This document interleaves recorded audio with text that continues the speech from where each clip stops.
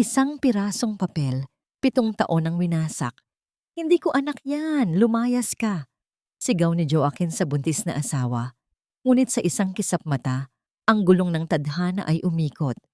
Ang dating hari, ngayon ay paralisado at piping saksi sa sariling ina at kabit na nilalamon ang kanyang yaman.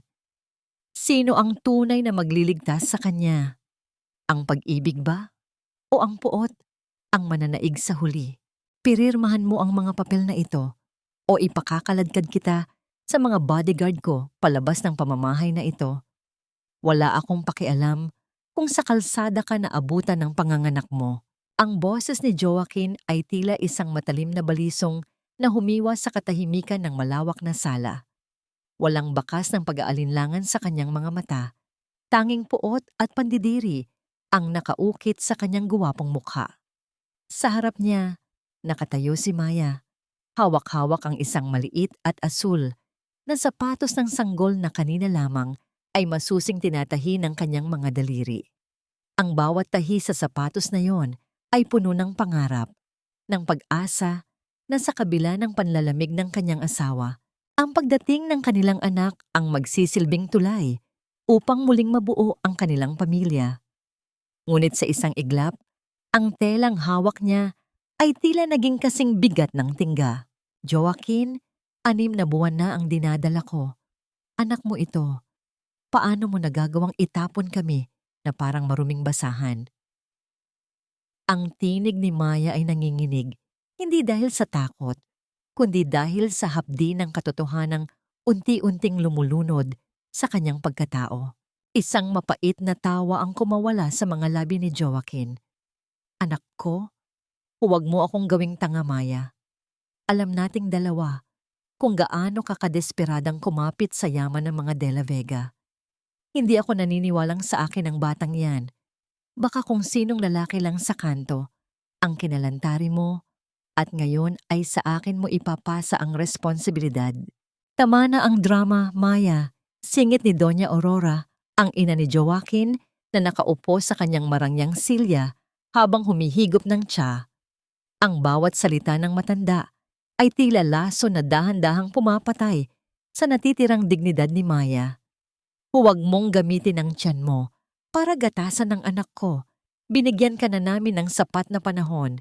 Ngayong narito na si Clarissa, ang babaeng tunay na karapat-dapat sa posisyong sinakop mo, wala ka nang puwang dito. You are just a temporary mistake, and it is time to correct it. Naramdaman ni Maya ang panunuyo ng kanyang lalamunan. Ang bawat sulok ng mansyong yon, na dati ay itinuring niyang tahanan, ay tila biglang naging isang malamig na kuta na handang lalamon sa kanya. Ang init ng tsaa ni Doña Aurora, ang bango ng mamahaling pabango ni Joaquin, at ang marangyang chandelier sa itaas. Lahat ng ito ay naging saksi sa kanyang pagkadurog. Ang kanyang mga kamay ay dahan-dahang lumipat sa kanyang malaking tiyan, tila sinusubukang protektahan ang munting buhay sa loob mula sa malupit na hagupit ng mga salita ng sarili nitong ama. Pati ba kayo, Mama? Tanong ni Maya. Ang mga luha ay sa wakas ay kumawala at gumuhit sa kanyang mga pisngi. Kayo ang nagsabing ituring kitang tunay na ina. Kayo ang naghikayat sa akin na magtiis dahil darating din ang araw na magbabago si Joaquin. I was just being polite, dear. Sagot ni Doña Aurora nang hindi man lang tumitingin sa kanya. Pero masakit na sa mata ang makita ang isang tulad mo na nagpapanggap na prinsesa sa bahay na ito. Give the papers back, Joaquin. Ayokong abutin pa ng hapunan ng amoy ng kahirapan dito sa loob. Ibinato ni Joaquin ang pluma sa ibabaw ng mesa. Ang tunog nito ay tila isang hatol ng kamatayan para kay Maya. Pirirmahan mo yan o sisiguraduhin kong wala kang makukuhang kahit isang singko sa akin. At huwag na huwag mong susubukang ipakita sa akin ang batang yan paglabas niya dahil hinding-hindi ko siya kikilalanin. Sa ilalim ng malakas na buhos ng ulan sa labas, naramdaman ni Maya ang pagyanig ng kanyang buong mundo. Ang sakit sa kanyang dibdib ay hindi lamang emosyonal. Tila may mga libu-libong karayom na tumutusok sa kanyang puso Sa bawat paghinga, kinuha niya ang pluma. Ang bawat letra ng kanyang pangalan na isinulat niya sa dokumento ay tila pagpunit sa kanyang sariling kaluluwa. Nang matapos, dahan-dahan niyang binitawan ng papel, ang kanyang mga mata ay nananatiling nakapako sa lalaking minahal niya nang higit pa sa kanyang sarili. Sana, Joaquin, sana pagdating ng araw, hindi mo pagsisihan ang desisyong ito. Bulong ni Maya bago siya dahan-dahang tumalikod. Bawat hakbang niya palabas ng pintuan ay tila isang paglalakbay sa gitna ng impyerno. Nang bumukas ang malaking pinto ng mansyon, sinalubong siya ng malamig na hangin at hagupit ng ulan. Wala siyang dalang kahit ano, maliban sa maliit na asul na sapatos at ang suot-suot niyang manipis na duster. Sa likod niya, narinig niya ang marahas na pagsara ng pinto. Isang tunog na naghudyat na siya ay opisyal na nang itinakwil. Habang naglalakad sa gitna ng kadiliman, ang tubig ulan ay humahalo sa kanyang mga luha. Ang bawat patak na bumabagsak sa kanyang balat ay tila paalala ng kanyang kabiguan.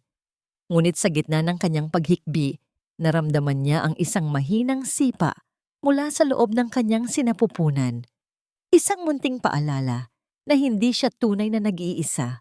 Samantala, sa loob ng mansyon, hindi mapakali si Joaquin. Sa kabila ng kanyang pagkapanalo, may isang kakaibang bigat sa kanyang dibdib na hindi niya maipaliwanag. Upang takasan ang hindi malamang pakiramdam, mabilis niyang kinuha ang susi ng kanyang sasakyan. "Saan ka pupunta, Joaquin? Magdiriwang pa tayo." Sigaw ni Clarissa na kalalabas lang mula sa kusina. Suot ang isang mapang-akit na ngiti. "Kailangan ko lang huminga." Tipid na sagot ni Joaquin bago mabilis na lumabas. Pinaandar niya ang kanyang sports car nang may halong galit at kalituhan. Ang ulan ay lalong lumakas, tila nakikiramay sa kaguluhang nangyayari sa kanyang paligid. Ang kalsada ay madulas at ang paningin niya ay nabubulag ng sunod-sunod na kidlat. Sa kanyang isipan, paulit-ulit na bumabalik ang mukha ni Maya, ang mga matang puno ng sakit, ang mga labing nanginginig sa paghingi ng awa. "Bakit ba hindi ka maalis sa isip ko?" Bulyaw ni Joaquin sa kawalan habang lalong pinapabilis ang takbo ng sasakyan. Biglang tumunog ang kanyang cellphone. Isang tawag mula sa isang hindi kilalang numero. Sa pagtatangkang abutin ng telepono, hindi niya napansin ang isang malaking truck na nawalan ng kontrol sa kabilang linya. Ang mga ilaw ng truck ay tila dalawang higanting mata na lalamon sa kanya. Sinubukan ni Joaquin na iwasan ang banggaan. Iniikot niya ang manibela ng buong lakas. Ang tunog ng mga gulong na kumiskis sa basang aspalto ay tila isang matinis na hiyaw ng kamatayan. Ngunit huli na ang lahat. Ang kanyang sasakyan ay bumangga sa gilid ng tulay at nagsimulang gumulong pababa sa madilim na bangin. Ang bawat pag-ikot ng sasakyan ay tila pagdurog sa kanyang mga buto. Narinig niya ang pagbasag ng mga salamin, ang pagtupi ng bakal, hanggang sa ang lahat ay maging isang malabo at madugong panaginip. Sa huling sandali bago siya tuluyang mawalan ng malay, ang tanging nakita niya sa kanyang isipan ay ang maliit at asul na sapatos na hawak ni Maya kanina.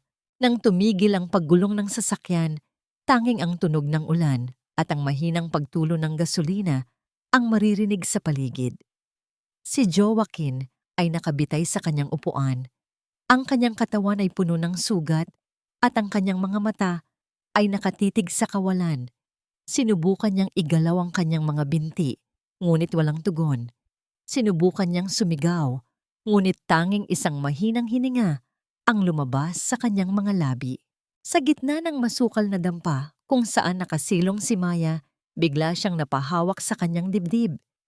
Isang kakaibang kaba ang bumalot sa kanya. Isang pakiramdam na tila may isang bahagi ng kanyang pagkatao ang biglang nawala. Tumingin siya sa malayo, sa direksyon kung saan naroon ang mansyon, habang ang ulan ay patuloy na bumubuhos ng walang katapusan. Ano ang mangyayari kay Maya? Ngayong wala na siyang matuluyan sa gitna ng bagyo. At sa kabila ng malupit na aksidente, magagawa pa kayang mabuhay ni Joaquin upang harapin ang bunga ng kanyang mga kasalanan? Huwag mo nang sayangin ang luha mo, Clarissa. Mas mabuting isipin natin kung paano ililipat ang mga ari-arian bago pa malaman ng mga bangko ang totoong kalagayan niya. Hindi na siya mapapakinabangan.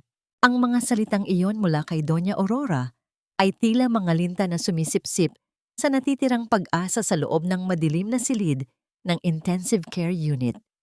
Ang boses ng kanyang ina, na dati ay puno ng pagpuri tuwing nag-uuwi siya ng bilyong kontrata, ay wala na ngayong bahid ng pagmamahal. Malamig ito, kasing lamig ng hanging nanggagaling sa aircon ng ospital na humahalik sa kanyang balat. Sa ibabaw ng puting kama, nakahiga si Joaquin, isang rebulto ng laman at buto. Ang kanyang mga mata ay nakadilat, nakatitig sa puting kisame na tila isang malawak at walang hanggang disyerto. Naririnig niya ang lahat. Nararamdaman niya ang bawat tibok ng kanyang puso na idinidikta ng makinang nasa kanyang tabi, na lumilikha ng isang mabagal at nakabubulit na ritmo sa katahimikan ng silid. Gusto niyang sumigaw. Gusto niyang itanong kung panaginip lang ba ito, ngunit ang kanyang dila ay tila isang mabigat na piraso ng bakal na nakadikit sa sahig ng kanyang bibig. Kahit ang pagkurap ay tila isang bundok na kailangang iakyat. Pero tita, paano kung magising pa siya? Sabi ng doktor. Yung utak niya ay gising, sadyang hindi lang sumusunod ang katawan niya, sagot ni Clarissa, ngunit walang pag-aalala sa kanyang tinig. Ang naririnig ni Joaquin ay ang tunog ng pagbubukas ng zipper ng bag, ang pamilyar na tunog ng kanyang mamahaling lipstick na binubuksan. Gising ang utak pero paralisado ang buong katawan? Clarissa, Hija, sa negosyo, ang tawag dyan ay bad investment, deklara ni Doña Aurora. Narinig ni Joaquin ang paglapit ng mga yapak ng kanyang ina. Naamoy niya ang pamilyar na pabango nito, ang amoy na dati ay nagbibigay sa kanya ng seguridad, ngunit ngayon ay nagdadala ng kilabot. Tingnan mo siya. Ang dating makapangyarihang Joaquin de la Vega, ngayon ay piping saksi na lang sa sarili niyang pagbagsak. Mas mabuting habang hindi pa magulo ang mga papeles, ayusin na natin ang paglipat ng shares sa pangalan ko. At ikaw, siguraduhin mong nakuha mo na ang mga alahas na nasa vault niya sa opisina. Naramdaman ni Joaquin ang isang mainit na likido na namumuo sa gilid ng kanyang mata. Isang solong luha ang dahan-dahang gumulong pababa sa kanyang pisngi, ngunit walang kamay na humaplos dito upang punasan. Sa loob ng kanyang isipan, isang bagyo ng pagsisisi ang nagsisimulang humagupit. Naalala niya si Maya. Naalala niya kung paano niya ito itinaboy sa gitna ng ulan. Kung paano niya minaliit ang pag-ibig na walang hinihinging kapalit. Ang mga taong pinili niyang panigan, ang kanyang ina at ang kanyang kasintahan, ay ang mga kinalabaw na ngayon ay nagpipista sa kanyang bangkay habang siya ay humihinga pa. Look, tita, umiiyak siya. Natatawang sabi ni Clarissa. Naramdaman ni Joaquin ang presensya ng babae sa kanyang tabi. Hindi yakap ang ibinigay nito, kundi ang amoy ng alak na nagmumula sa hininga nito. Poor Joaquin. Alam mo ba, muntik na akong maniwala na mahal kita. Pero ang totoo, ang mahal ko ay ang credit card mo na walang limit. Ngayong wala na. Anong gagawin ko sa'yo? Hindi naman kita pwedeng iuwi at gawing dekorasyon sa bahay. Kinuha ni Clarissa ang lipstick at, sa isang paraan na tila isang laro, dahan-dahang iginuhit ito sa salamin na nasa harap ng kama ni Joaquin. Isang malaking X ang ginawa niya, kasabay ng isang mapang-asar na halakhak. You're crossed out of my life, Joaquin. Huwag kang mag-alala. Bibisitahin ka namin. Kapag wala na kaming kailangan sa'yo, ang bawat salita ay tila mga pako na ibinabaon sa kanyang puso. Ang kanyang kamalayan ay naging isang bilangguan. Gusto niyang igalaw kahit ang dulo ng kanyang daliri upang saktan ng mga babaeng ito, upang bawiin ang lahat ng ibinigay niya sa kanila. Ngunit ang kanyang katawan ay nananatiling traidor. Siya ay nakakulong sa isang madilim na silid na tinatawag na sariling balat. Lumabas ang dalawang babae. Iniwan siyang mag-isa sa gitna ng malamig na liwanag ng ospital. Ang tanging kasama niya ay ang tunog ng sarili niyang paghinga na tinutulungan ng makina. Sa katahimikang yon, ang mukha ni Maya ay muling sumulpot sa kanyang balintataw. Ang huling sulyap nito, ang mga matang puno ng sugat, ngunit may bahid pa rin ng pag-aalala. Naisip ni Joaquin, nasaan na kaya si Maya? Saan siya dinala ng kanyang mga paa sa gitna ng malakas na ulan? Ang batang ipinagtabuyan niya, ang anak na tinawag niyang bunga ng pagtataksil. Iyon na lang ba ang natitirang bahagi ng kanyang dugo na hindi naghahangad ng kanyang kamatayan? Isang matinding hapdi ang gumapang sa kanyang buong pagkatao, hindi dahil sa mga sugat sa kanyang katawan, kundi dahil sa katotohanang siya ay buhay, ngunit matagal na palang patay sa puso ng mga taong pinagkatiwalaan niya. Ang kanyang palasyo ay gumuho na, at ang natitira na lang ay ang piping hiyaw ng isang lalaking nawalan ng lahat dahil sa sarili niyang kapalaluan. Paano siya makakaalis sa bilangguang ito kung ang mundo mismo ang tumalikod sa kanya? At sa kabilang dako ng lungsod, sapat ba ang tatag ng loob ni Maya para mabuhay sa gitna ng dumi at hirap, dala ang munting buhay na itinuring ni Joaquin na isang pagkakamali? Hindi baling mangamoy isda ang buong pagkatao ko, huwag lang kumalam ang sikmura ng anak ko. Ang bawat hakbang ni Maya sa maputik at madulas na eskinita ng palengke ay tila isang pakikipagtuos sa lupit ng tadhana.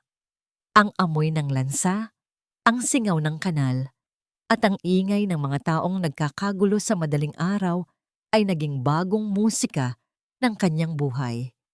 Hawak niya ang isang kinalawang na balde. Ang kanyang katawan ay nababalot ng isang lumang apron na punong-puno ng kaliskis. Ngunit sa kabila ng dumi, ang kanyang mga mata ay nananatiling nagniningning sa determinasyon. Wala na ang malambot na kama. Wala na ang mga katulong na nag-aabang sa kanyang bawat kailangan. Ang tanging kasama niya ngayon ay ang bigat ng kanyang sinapupunan na tila lalong bumibigat sa bawat oras ng pagtatrabaho. Ang kanyang likod ay kumakabito sa sakit at ang kanyang mga paa ay namamagang tila mga tinapay na nalubog sa tubig. Ngunit hindi siya tumitigil.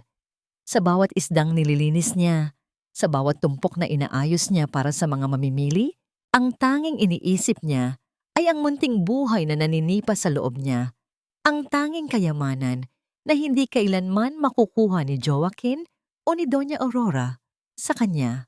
Naku, Maya, magpahinga ka muna, Hija. Kanina ka pa nakatayo riyan. Baka mapano ang bata. Ang boses ni Aling Rosa ay pumailan lang sa gitna ng abalang palengke. Si Aling Rosa ay isang tindera ng gulay na may mukhang tila lupang natuyuan ng araw, ngunit ang kanyang mga kamay ay laging handang tumulong. Siya ang unang taong nagbukas ng pinto para kay Maya nang makita itong natutulog sa isang waiting shed. Noong gabing itaboy ito, ayos lang po ako, Aling Rosa. Malakas po ang anak ko. Sanay na siya sa hirap, kahit hindi pa siya lumalabas. Pilit ng ngiti ang isinagot ni Maya habang pinupunasan ng pawis sa kanyang noo gamit ang likod ng kanyang kamay. Halika rito. Maupo ka muna sa bangko ko. May dala akong pandesal. Hati tayo. Alam kong hindi ka pa nag-aalmusal dahil inuna mo pang bayaran ng upa sa kwarto mo.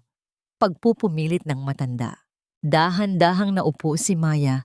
Naramdaman ang panandali ang ginhawa ng kanyang mga binti. Kinuha niya ang kalahati ng mainit-init pang pandesal. Ang bawat kagat ay tila isang marangyang handaan para sa kanya. Habang nanginunguya ang tinapay, dahan-dahan niyang hinaplos ang kanyang tiyan. Ang kanyang daliri ay gumuhit ng maliliit na bilog sa ibabaw ng kanyang duster. Lalaban tayo, anak. Kakayanin ni nanay lahat. Kahit maging alipin ako ng buong palengke, sisiguraduhin kong hindi ka gigising sa gutom. Hindi mo man maranasan ang mamahaling duyan, ibabalot naman kita sa pagmamahal na hinding-hindi nila maiintindihan. Bulong ni Maya, ang kanyang boses ay nanginginig sa pagitan ng paghikbi at pananalig. Nabalik lamang ang kanyang diwa nang makita ang isang lumang dyaryo na ginamit na pambalot ng luya sa tapat ng kanyang pwesto. Isang pamilyar na pangalan ang tila sumigaw mula sa mga pahina nito. Ang kanyang puso ay biglang tumibok ng mabilis, isang kaba na tila kidlat na gumuhit sa kanyang dibdib. Dahan-dahan niyang binuklat ang madumi at basang papel. Ang kanyang mga kamay ay nanginginig habang binabasa ang balitang nasa ilalim ng isang malabong larawan ng isang wasak na sasakyan. Kilalang business tycoon na si Joaquin de la Vega, kritikal matapos ang malagim na aksidente. Ang mundo sa paligid ni Maya ay tila biglang tumigil. Ang ingay ng palengke ay naging isang malayong ugong. Ang tinapay na hawak niya ay nalaglag sa putikan nang hindi niya namamalayan. Ang bawat letra sa didyaryo ay tila naging mga matatalim na tinik na pumasok sa kanyang mga mata. Naalala niya ang sumpa nito bago siya lumisan, ang mga masasakit na salitang tila mga latay sa kanyang kaluluwa. Ngunit sa likod ng galit at sakit, isang bahagi ng kanyang puso ang biglang gumuho sa takot para sa lalaking naging bahagi ng kanyang bawat panalangin. Maya, Maya, anong nangyayari sa'yo? Bakit ka namumutla? Ang nag-aalalang tanong ni Aling Rosa. Hindi nakasagot si Maya. Ang kanyang mga mata ay nanatiling nakapako sa balita tungkol sa kanyang asawa. Ang lalaking nagtaboy sa kanya sa dilim ay kasalukuyan palang nakikipagbuno sa sarili nitong kadiliman. Sa gitna ng kanyang kahirapan, isang bagong tanong ang nagsimulang gumulo sa kanyang isipan. Karapat-dapat ba ang isang katulad ni Joaquin sa kanyang malasakit? O ito na ang paniningil ng tadhana na dapat niyang palakpakan? Ngunit bago pa man siya makapag-isip ng malalim, naramdaman niya ang isang kakaibang kirot sa kanyang puson. Isang matinding hilab na nagpasinghap sa kanya. Ang dyaryong hawak niya ay lalong nayupi sa kanyang pagkakahigpit. Sino ang tumawag kay Joaquin bago ang aksidente? At ano ang gagawin ni Maya kung malaman niyang ang ama ng kanyang anak ay kasalukuyang pinagtutulungan ng mga taong pinagkatiwalaan nito habang siya ay narito sa dumi ng palengke, nagtitiis para sa isang kinabukasang tila lalong nagiging malabo? Huwag mo kaming tingnan ng ganyan, Joaquin. Ginagawa ko lang ang dapat para hindi tuluyang masimot ang yaman ng mga De La Vega dahil sa kawalan mo ng kwenta. Ang boses ni Doña Aurora ay tila isang malamig na hangin na nagdadala ng amoy ng luma at madilim na silid. Wala na si Joaquin sa marangyang master's bedroom na dati ay kasing kintab ng salamin. Ngayon, siya ay nakahiga sa isang maliit at madilim na guest room sa ibaba, kung saan ang tanging tanawin niya ay ang mga bakbak na pintura sa kisame at ang anino ng mga gamit na tinakpan ng puting tela. Ang silid ay amoy gamot, amoy ihi, at amoy ng unti-unting pagkabulok na hindi man lang nagawang linisin ng mga taong pinagkakatiwalaan niya. Sa gilid ng kanyang kama, nakatayo ang kanyang ina, may hawak na isang tumpok ng mga papeles at ang mga hiyas na dati ay pag-aari ni Maya. Ang kislap ng mga diamante sa ilalim ng malamig na liwanag ng bombilya ay tila nanunukso sa kanyang kalagayan. Gustong igalaw ni Joaquin ang kanyang panga. Gusto niyang isigaw ang lahat ng sumpa na alam niya. Ngunit ang kanyang lalamunan ay nananatiling tila isang tuyong balon. Ang tanging nagagawa niya ay ang ititig ang kanyang mga mata sa kanyang ina. Ang mga matang puno ng pag-uusig at matinding pait. Ang tingin niyan, Joaquin, ay wala nang talab sa akin.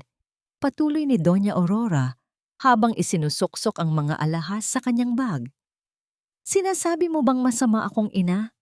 Masama bang bawiin ko ang lahat ng itinulong ko sa'yo noong nagsisimula ka pa lang? Ngayong tila tuod ka na lang na nakahiga riyan, ako na ang bahalang magpatakbo ng buhay mo. At ang buhay mo ngayon ay isang pabigat na kailangang tipirin. Pumasok si Clarissa sa silid. Suot ang isang matingkad na pulang bestida na tila sumasalamin sa kanyang nag-aapoy na ambisyon. May dala siyang isang maliit na mangkok ng lugaw na malamig na at may namumuong sebo sa ibabaw. Wala sa kanyang mukha ang pag-aalala, kundi ang inis ng isang taong napilitang gumawa ng isang gawaing nakabababa sa kanyang katayuan. Tita, alis na kami ni Mark. May party sa kabilang subdivision, anang ni Clarissa, nang hindi man lang tinitingnan si Joaquin. Inilapag niya ang mangkok sa bedside table nang may kalabog, dahilan upang tumalsik ang ilang patak ng malapot na sabaw sa mukha ni Joaquin. Dinalhan ko na siya ng pagkain. Bahala na si Yaya Ising na magpakain sa kanya mamaya kung hindi siya makakalimot. Naramdaman ni Joaquin ang lagkit ng lugaw sa kanyang pisngi. Ang bawat patak nito ay tila isang sampal sa kanyang pagkatao. Siya na dati ay hindi kumakain ng walang pilak na kubyertos, ngayon ay nakadepende sa awa ng isang katulong na mas madalas pang matulog kaysa magtrabaho. Nakita niya kung paano kinuha ni Clarissa ang kanyang pabango, ang paborito niyang amoy, at ibinigay ito sa lalaking naghihintay sa labas ng pinto. Ang baho dito. Amoy matandang may sakit. Bulong ni Clarissa habang nag-i-spray ng pabango sa kanyang leeg. Humakbang siya palapit kay Joaquin at yumuko ng bahagya. Huwag kang mag-alala, baby. Masaya naman kami ni Mark. At least siya. Nakakatayo at nakakausap ako ng maayos. Hindi tulad mo na parang estatwa na lang na nakadilat. Sa isang biglaang pagkilos, dahil sa pagmamadaling umalis, nasagi ni Clarissa ang mangkok ng lugaw. Ang mainit-init pang sabaw ay direktang bumuhos sa dibdib ni Joaquin. Tumagos sa kanyang manipis na damit at humapdi sa kanyang balat. Ngunit dahil paralisado ang kanyang mga nerves, ang nararamdaman niya ay isang kakaiba at nakalilitong sakit. Isang init na tila nanunuot sa kanyang mga buto, ngunit hindi niya magawang ikisay. Ay, my dress! Sigaw ni Clarissa, tinitingnan ang dulo ng kanyang damit na nadamay. Ang malas mo talaga, Joaquin. Kahit kailan talaga ay pabigat ka. Walang humingi ng tawad, walang kumuha ng basahan para punasan ang kanyang katawan. Tumalikod ang dalawang babae at iniwan siyang mag-isa sa dilim. Narinig ni Joaquin ang malakas na pagsara ng pinto at pagkatapos ay ang tunog ng makina ng kanyang sariling sports car na unti-unting lumalayo. Ang sasakyang ginagamit na ngayon ng ibang lalaki. Ang katahimikan sa silid ay tila isang malaking kumot na sumasakal sa kanya. Isang langaw ang dahan-dahang dumapo sa gilid ng kanyang labi, sumisipsip sa sebo ng lugaw. Hindi niya ito magawang itaboy, hindi niya magawang umiwas. Ang bawat segundo ay tila isang taon ng pagdurusa. Sa gitna ng kadilimang iyon, ang kanyang isipan ay lumipad muli sa mukha ni Maya. Naalala niya kung paano ito matiyagang magluto ng mainit na sabaw tuwing siya ay may sinat, kung paano nito hinihimas ang kanyang noo hanggang sa siya ay makatulog. Ang pag-ibig ni Maya ay tila isang malakas na sulo na tinapon niya sa putikan at ngayon, siya ay nilalamon ng lamig ng sarili niyang kapalaluan. Naisip ni Joaquin, ganito ba ang pakiramdam ng mamatay ng dahan-dahan? Ang maging isang piping saksi sa sarili mong libing habang ang puso mo ay tumitibok pa. Biglang lumakas ang hangin sa labas, naging sanhi ng paghampas ng isang sanga ng puno sa bintana ng kanyang silid. Ang tunog nito ay tila isang paalala na ang mundo ay patuloy na umiikot at siya ay nakalimutan na. Ngunit sa ilalim ng sakit at hapdi ng lugaw sa kanyang dibdib, isang matinding puot ang nagsimulang mag-alab sa kanyang mga mata. Isang puot na tila tanging bagay na nagpapanatili sa kanya nagising. Sino ang makakarinig sa hiyaw ng isang taong walang tinig? At sa kabilang panig ng lungsod, sapat ba ang tatag ni Maya na huwag lumingon sa nakaraan? O ang balita tungkol sa kalagayan ni Joaquin ang magiging dahilan upang muli siyang masunog sa apoy na minsan na niyang tinakasan? Ang bawat kirot na gumuguhit sa aking puson ay tila isang malupit na paalala na sa gitna ng aking pakikipaglaban para sa buhay, Ako ay nananatiling mag-isa. Ang langit ay tila nakikiramay sa paghihirap ni Maya. Ang malakas na buhos ng ulan ay walang awang humahampas sa bubungang lata ng dampa ni Aling Rosa. Lumilikha ng isang nakabibinging ingay na tila libu-libong maliliit na martilyo na nagpaparamdam ng bagsik ng kalikasan. Sa loob ng maliit na silid na tanging atong isang gaserang aandap-andap ang nagbibigay ng liwanag, nakahiga si Maya sa isang manipis na banig. Ang kanyang mga kamay ay mahigpit na nakakapit sa gilid ng banig hanggang sa mamuti ang kanyang mga kuko. Habang ang pawis ay umaagos sa kanyang noo, humahalo sa mga luhang hindi niya mapigilan. Hinga ng malalim, Maya. Kaya mo yan, Hija. Isipin mo ang anak mo. Ang nag-aalalang boses ni Aling Rosa ay maririnig sa gitna ng hagupit ng hangin. Ang matanda ay mabilis na nagpakulo ng tubig sa ulingan. Ang usok nito ay humahalo sa malamig na hangin na pumapasok sa mga siwang ng dingding na kawayan. Wala rito ang malinis at malamig na silidang ng ospital na pinangarap ni Maya noong sila pa ni Joaquin. Walang mga modernong makina, walang dalubhasang doktor, at higit sa lahat, walang asawang hahawak sa kanyang kamay at magsasabing magiging maayos ang lahat. Ang tanging naririto ay ang amoy ng basang lupa, ang init ng gasera, at ang hapdi ng bawat hilab na tila binibiyak ang kanyang balakang. Joaquin! Isang mahinang ungol ang kumawala sa mga labi ni Maya. Hindi ito isang tawag ng pag-ibig, kundi isang hiyaw ng pait. Sa bawat pag-iri niya, naaalala niya ang mukha ng lalaking nagtaboy sa kanya. Naaalala niya ang malamig na mga mata nito na tila walang pakialam kung mamatay man siya sa kalsada. Ang bawat sakit ng panganganak ay naging gasolina sa kanyang galit.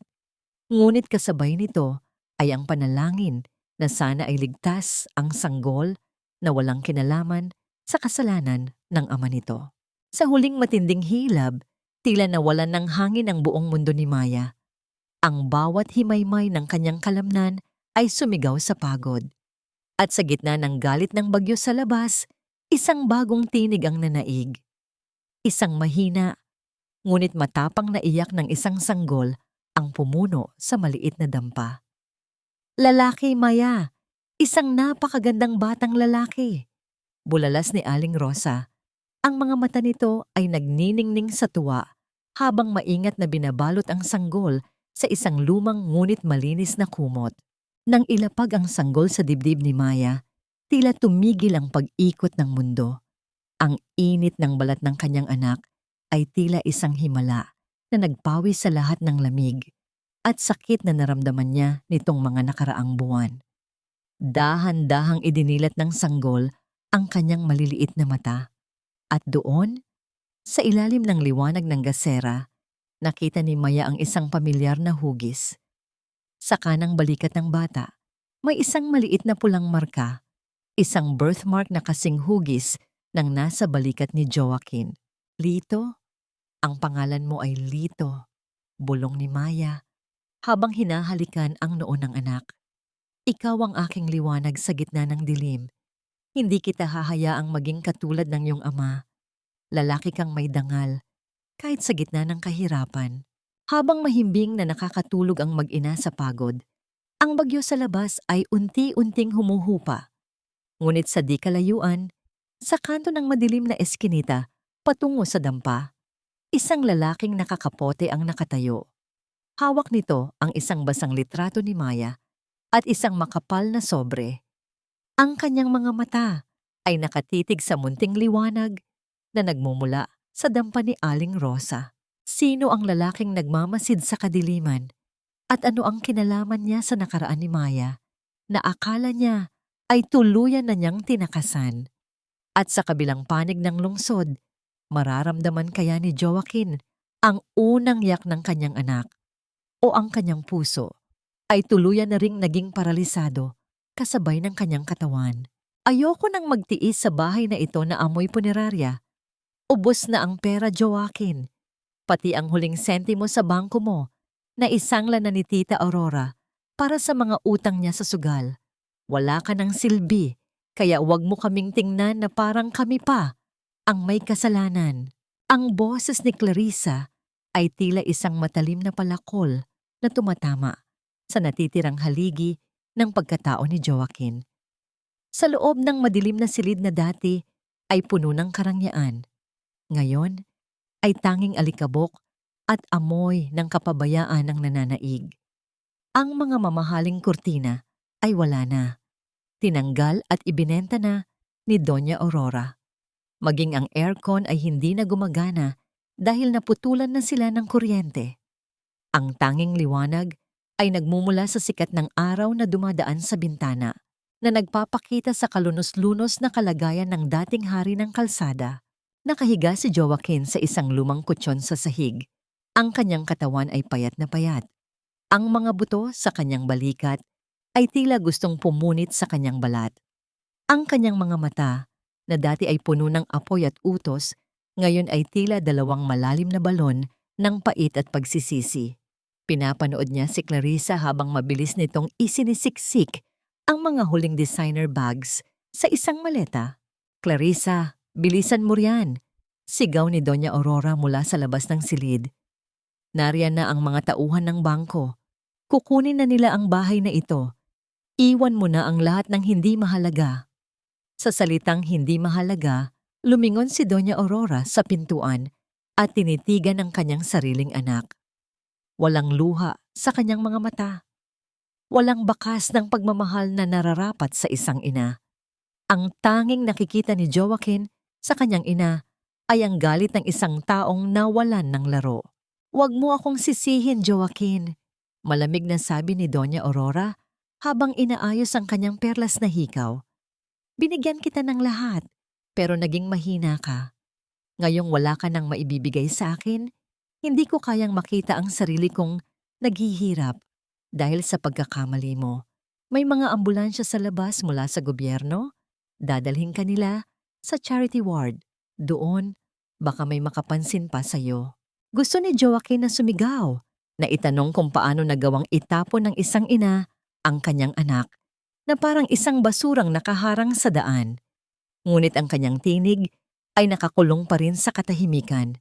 Ang tanging nagawa niya ay ang marahas na paghinga. Ang kanyang dibdib ay mabilis na tumataas at bumababa habang ang mga luha ay mabilis na dumadaloy patungo sa kanyang mga tainga. Pumasok ang dalawang lalaking nakauniporme ng ospital, dala ang isang rurok na stretcher na may kalawang sa mga gilid. Walang ingat nilang binuhat si Joaquin. Naramdaman ni Joaquin ang sakit sa kanyang likod nang tumama ito sa matigas na bakal, ngunit wala siyang lakas para dumaing. Habang inilalabas siya sa silid, nakita niya si Clarissa na nakikipagtawanan na sa isang lalaking naghihintay sa tapat ng sports car na dati ay pag-aari niya. "Paalam, Joaquin. Mag-enjoy ka sa bago mong palasyo." Ang huling biro ni Clarissa bago humarurot ang sasakyan, nag-iiwan ng usok na pumasok sa kanyang ilong. Inilulan si Joaquin sa isang lumang ambulansya na walang aircon. Ang init ng tanghali ay tila nagigitata sa kanyang balat. Habang tumatakbo ang sasakyan, nakikita niya sa bintana ang mga pamilyar na gusali na dati ay pinapatakbo niya. Ngayon, siya ay isang venerable nobody, isang pasyenteng walang pangalan na itatambak sa isang ward na puno ng dumi at ingay. Pagdating sa pampublikong ospital, sinalubong siya ng amoy ng Zonrox, pawis at dugo.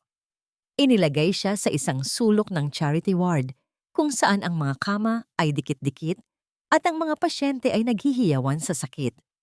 Ang kisame ay may mga tagas ng tubig at ang mga langaw ay malayang lumilipad sa paligid ng kanyang mukha. Isang nurse na mukhang pagod na pagod ang lumapit sa kanya at naglagay ng isang plastic na tag sa kanyang braso.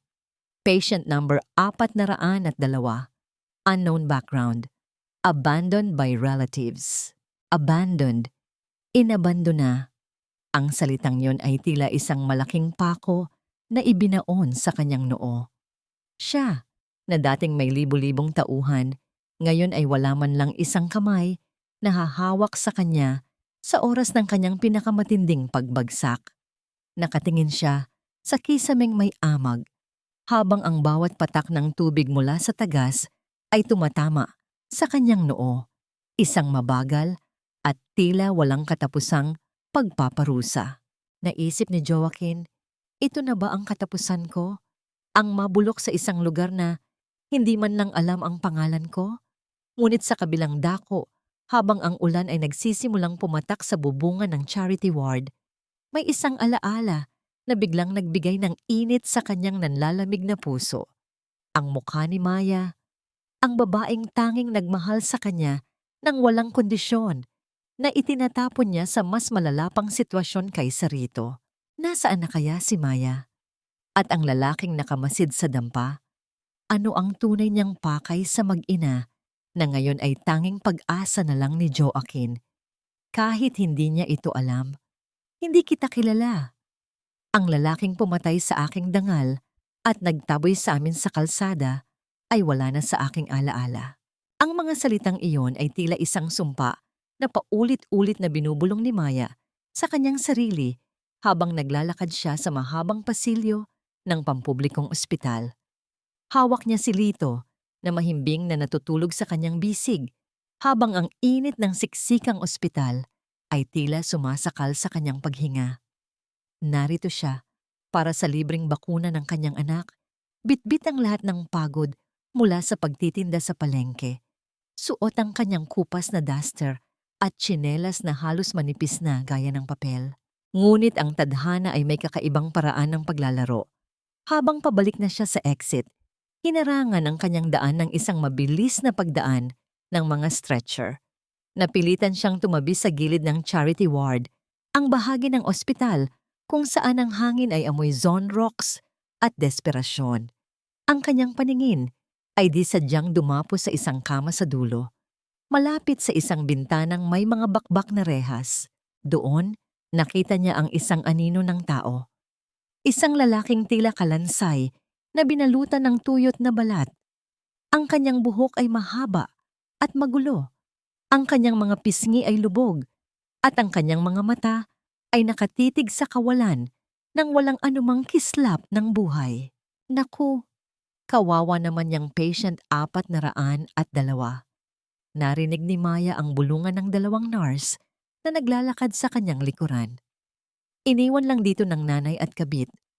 Akala mo, kung sinong mayaman noong una, yun pala ay itinapon na lang dahil wala nang pakinabang. Ni hindi man lang binibisita o dinadalhan ng malinis na damit. Naramdaman ni Maya ang pagtigil ng kanyang mundo. Ang bawat himaymay ng kanyang kalamnan ay tila naging bato. Ang pangalang Joaquin ay hindi binanggit, ngunit ang kanyang puso ay tila may sariling radar na kumikilala sa lalaking yon. Dahan-dahan, tila may sariling isip ang kanyang mga paa na humakbang patungo sa dulo ng ward. Nang makalapit siya, ang amoy ng kapabayaan ay sumalubong sa kanya. Doon, sa ilalim ng malamig at kumukurap na fluorescent light, nakita niya ang mukha ng lalaking dati ay tinitingala niya bilang isang Diyos. Ang lalaking nagtaboy sa kanya sa dilim ay ngayon ay nilalamon na ng sarili nitong dilim. Joaquin, isang mahinang bulong ang kumawala sa mga labi ni Maya. Sa unang pagkakataon, matapos ang ilang linggong pagkakatitig sa kisame, dahan-dahang iginalaw ni Joaquin ang kanyang mga mata. Nang magtagpo ang kanilang paningin, isang matinding kilabot ang gumapang sa buong pagkatao ni Joaquin. Ang kanyang mga mata ay biglang nanubig. Ang kanyang mga labi ay nanginginig. Sinusubukang bumuo ng isang salita na ayaw lumabas sa kanyang lalamunan. Naramdaman ni Maya ang pag-akyat ng lahat ng pait, lahat ng galit, at lahat ng hapdi ng kanyang mga karanasan. Gusto niyang tumawa ng mapait. Gusto niyang sabihing, ito ang nararapat sa'yo. Gusto niyang talikuran ng lalaking ito at hayaan siyang mabulok sa dumi ng sarili niyang karma. Ngunit sa sandaling iyon, dahan-dahang gumalaw si Lito sa kanyang bisig. Ang munting kamay ng sanggol ay humawak sa daliri ni Maya. Ang init ng kanyang anak ay tila isang paalala ng kanyang sariling pagkatao. Isang pagkataong hindi kailanman nagawang pumatay ng kapwa, gaano man ito kalupit. Nakita ni Maya ang isang solong luha na dahan-dahang gumulong mula sa gilid ng mata ni Joaquin patungo sa maruming unan. Ang tinititigan niya ay hindi na ang mapangaping asawa, kundi isang sugatang hayop na nagmamakaawa ng kaunting habag. "Bakit, Joaquin?" tanong ni Maya. Ang kanyang boses ay puno ng pigil na paghikbi. "Bakit kailangang umabot tayo sa ganito?" Inabot ni Maya ang kamay ni Joaquin. Ang balat nito ay malamig at tila wala ng buhay. Sa sandaling magdikit ang kanilang mga balat, tila isang kuryente ng nakaraan ang dumaloy sa kanila. Ang lalaking dati ay may suot na mamahaling Rolex, ngayon ay may suot na lamang na plastic tag na nagsasabing siya ay abandoned. Patient 402, bawal po ang tumambay dito kung hindi kayo kamag-anak. Sita ng isang dumaang attendant. Tumingin si Maya sa attendant, pagkatapos ay kay Joaquin at huli ay sa kanyang anak. Ang landas ng paghihiganti ay bukas sa harap niya, ngunit ang landas ng pagliligtas ay mas mahirap lakaran. "Asawa ko siya," ang matapang na sagot ni Maya, kahit na ang bawat salita ay tila pagpako sa kanyang sariling kalayaan. "Kukunin ko siya. Iuuwi ko siya." Isang matinding gulat ang gumuhit sa mga mata ni Joaquin. Hindi niya akalain na ang babaeng itinapon niya sa putikan ang siya palang huling kamay na aabot sa kanya sa hukay. Ngunit paano pakakainin ni Maya ang isang paralisadong lalaki kung ang sarili nga niya at ang kanyang anak ay halos hindi na makakain ng 3 beses sa isang araw, at ang lalaking nakamasid sa kanila mula sa malayo, ang misteryosong estranghero? Ano ang magiging papel niya ngayong magsasama-sama na sa ilalim ng isang bubong ang biktima at ang dating ng gigipit? Huwag kang titingin sa paligid ng may panghuhusga, Joaquin. Ito na ang buhay na itinira mo sa amin, at ito rin ang tanging buhay na magliligtas sa iyo ngayon. Ang boses ni Maya ay tila isang malamig na haplos ng katotohanan sa gitna ng nagbabagang init sa loob ng maliit na dampa. Inilapag niya ang huling gamit ni Joaquin, isang plastic na bag na naglalaman ng iilang pirasong lumang damit mula sa ospital, sa ibabaw ng isang rurok na silya.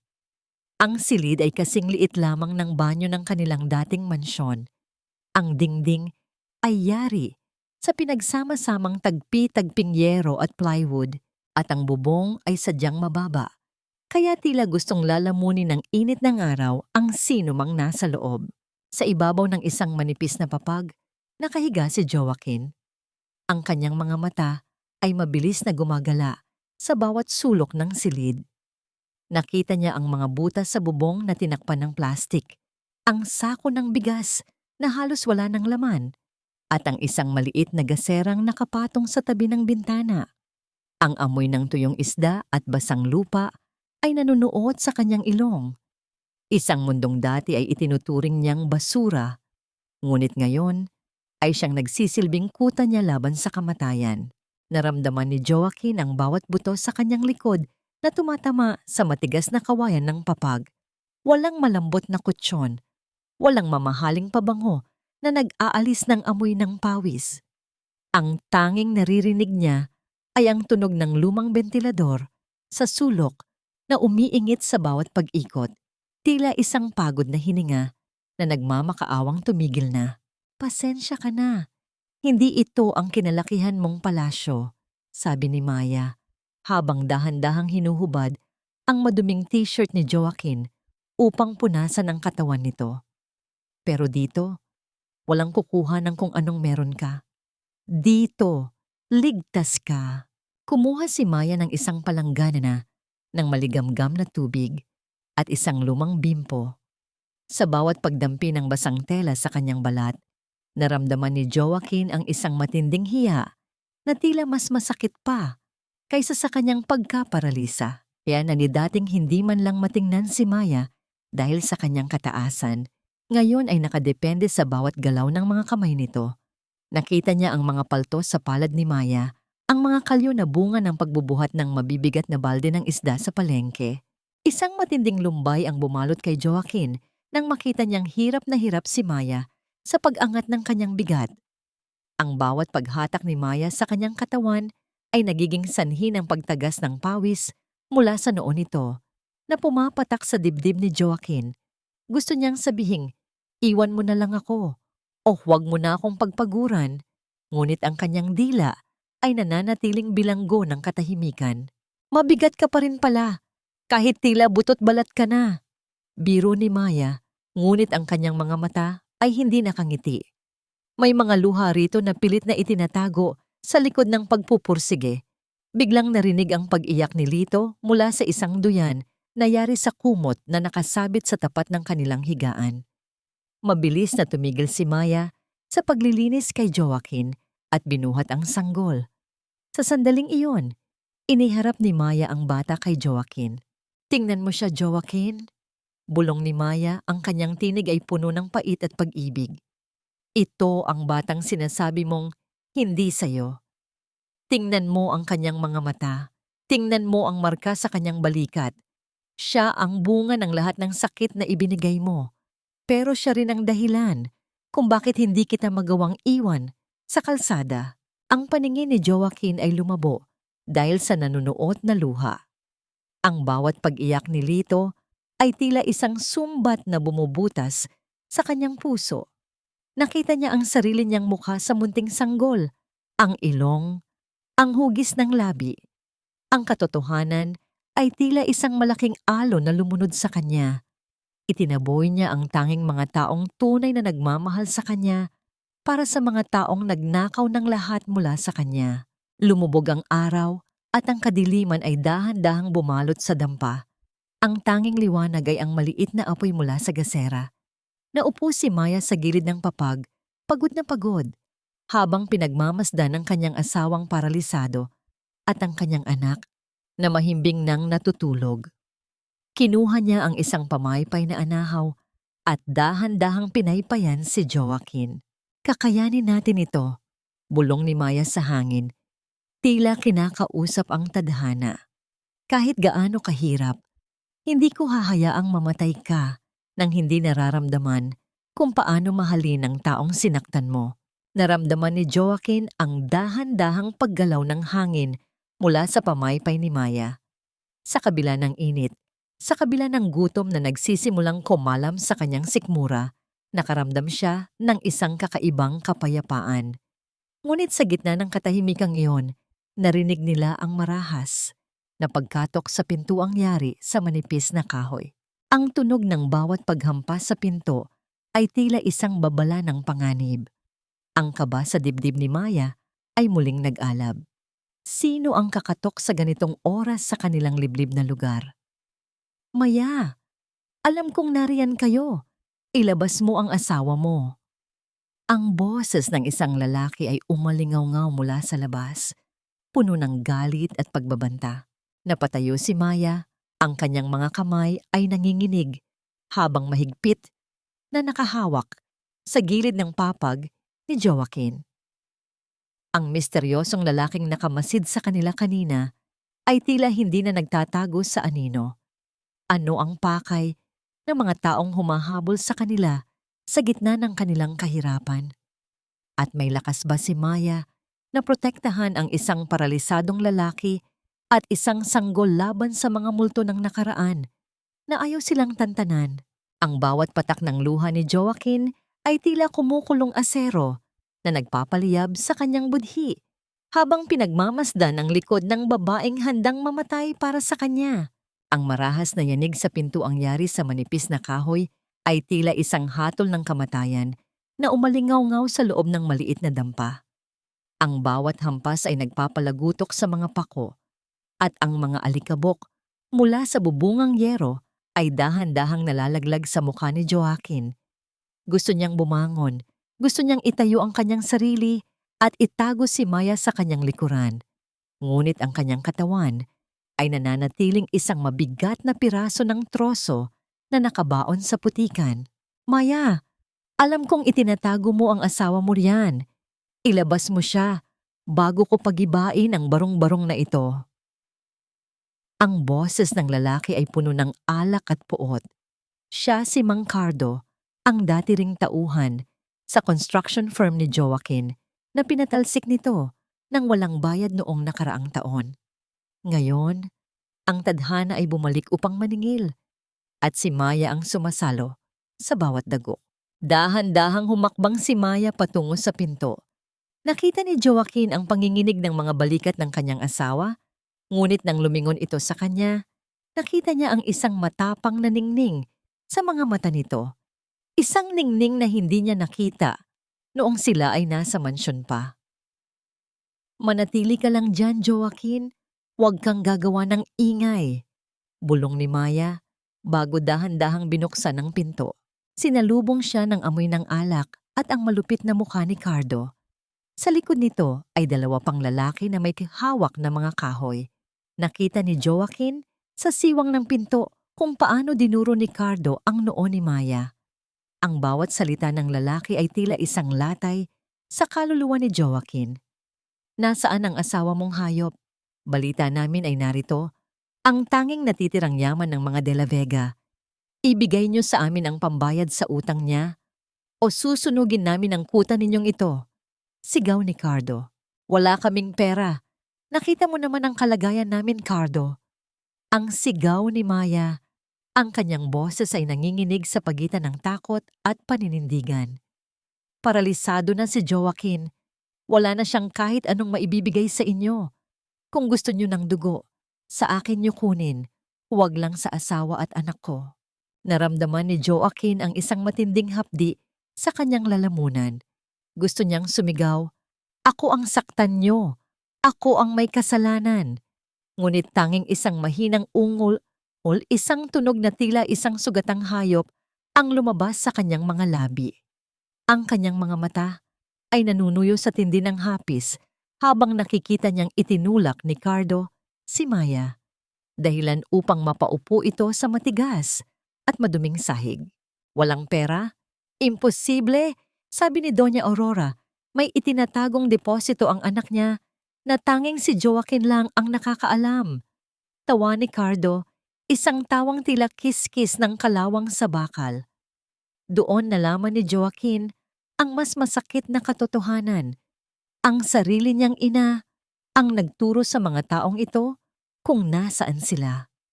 Ang sarili niyang dugo ang naglagay sa kanila sa panganib para lamang sa huling sentimo na akala nito ay meron pa siya. Nang dahan-dahang pumasok si Cardo sa loob ng dampa, ang kanyang mga sapatos ay lumilikha ng tunog ng pagyapak sa mga tuyong dahon at basura. Tumigil siya sa tapat ng papag ni Joaquin. Tiningnan niya ang dating amo ng may halong panunuya at pandidiri. "Tingnan mo nga naman ang makapangyarihang Joaquin de la Vega. Ngayon ay parang isang uod na lang na naghihintay na tapakan." Dura ni Cardo sa gilid ng higaan. "Huwag mo siyang hahawakan," sigaw ni Maya, habang mabilis na tumayo at humarang sa gitna ni Cardo at Joaquin. Sa gitna ng kaguluhan, kinuha ni Maya ang isang maliit na kutsilyo na pambalat ng isda, ang kaisa-isang sandata na mayroon siya. Ang katahimikan sa loob ng dampa ay tila isang nabanat na kable na anumang sandali ay mapuputol. Tumingin si Cardo sa maliit na kutsilyo. Pagkatapos ay sa determinadong mukha ni Maya. "Lalaban ka talaga para sa lalaking ito? Sa lalaking itinapon ka sa kalsada?" tanong ni Cardo. "Dahil asawa ko siya. At dito sa bahay na ito, walang sino man ang pwedeng manakit sa pamilya ko." Ang tugon ni Maya, ang kanyang boses ay malamig at matalim gaya ng hawak niyang bakal. Nagkatinginan ang mga lalaki sa labas. Marahil ay hindi nila inaasahan ang ganitong katatagan mula sa isang babaeng butot balat. Pagkatapos ng ilang sandali ng tensyon, dahan-dahang umatras si Cardo, ngunit may isang mapanganib na ngiti sa kanyang mga labi.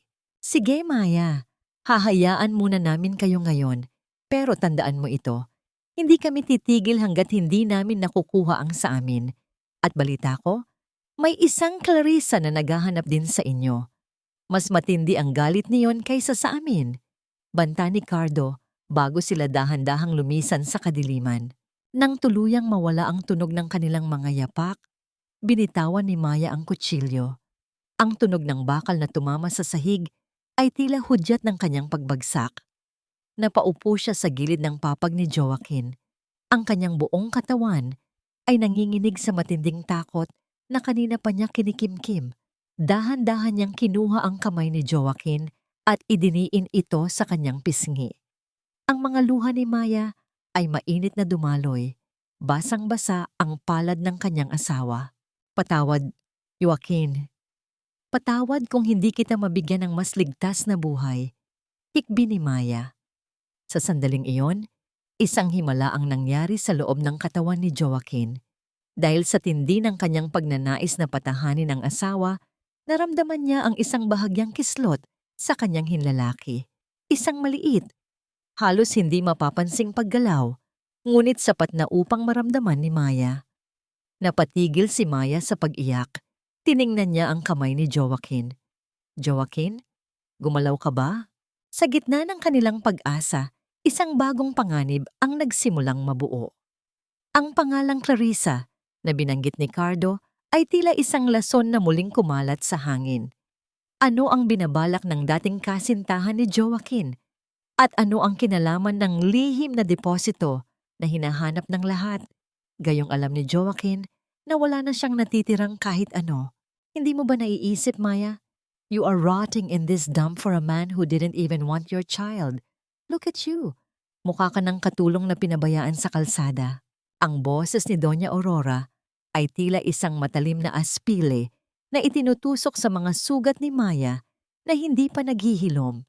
Kinabukasan matapos ang paglusob ni Cardo, hindi ang mga goons ang bumalik, kundi ang mismong reyna ng kalupitan.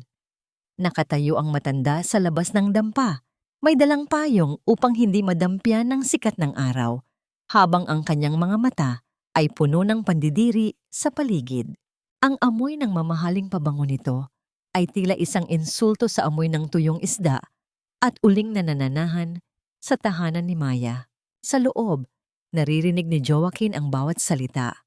Ang bawat pangungusap ng kanyang ina ay tila isang latay sa kanyang budhi. Nararamdaman niya ang init ng sikat ng araw na tumatama sa kanyang mga binti. Ngunit mas masakit ang init ng hiyang nararamdaman niya para sa babaeng kasalukuyang nagluluto ng lugaw sa labas para sa kanya. Umalis na po kayo, Mama. Ang mahinang tugon ni Maya. Nakita ni Joaquin sa siwang ng pinto ang anino ni Maya na tila pagod na pagod. Ang kanyang mga kamay ay nanginginig habang hawak ang sandok, ngunit ang kanyang tinig ay nananatiling matatag. Wala na po kayong makukuha sa amin.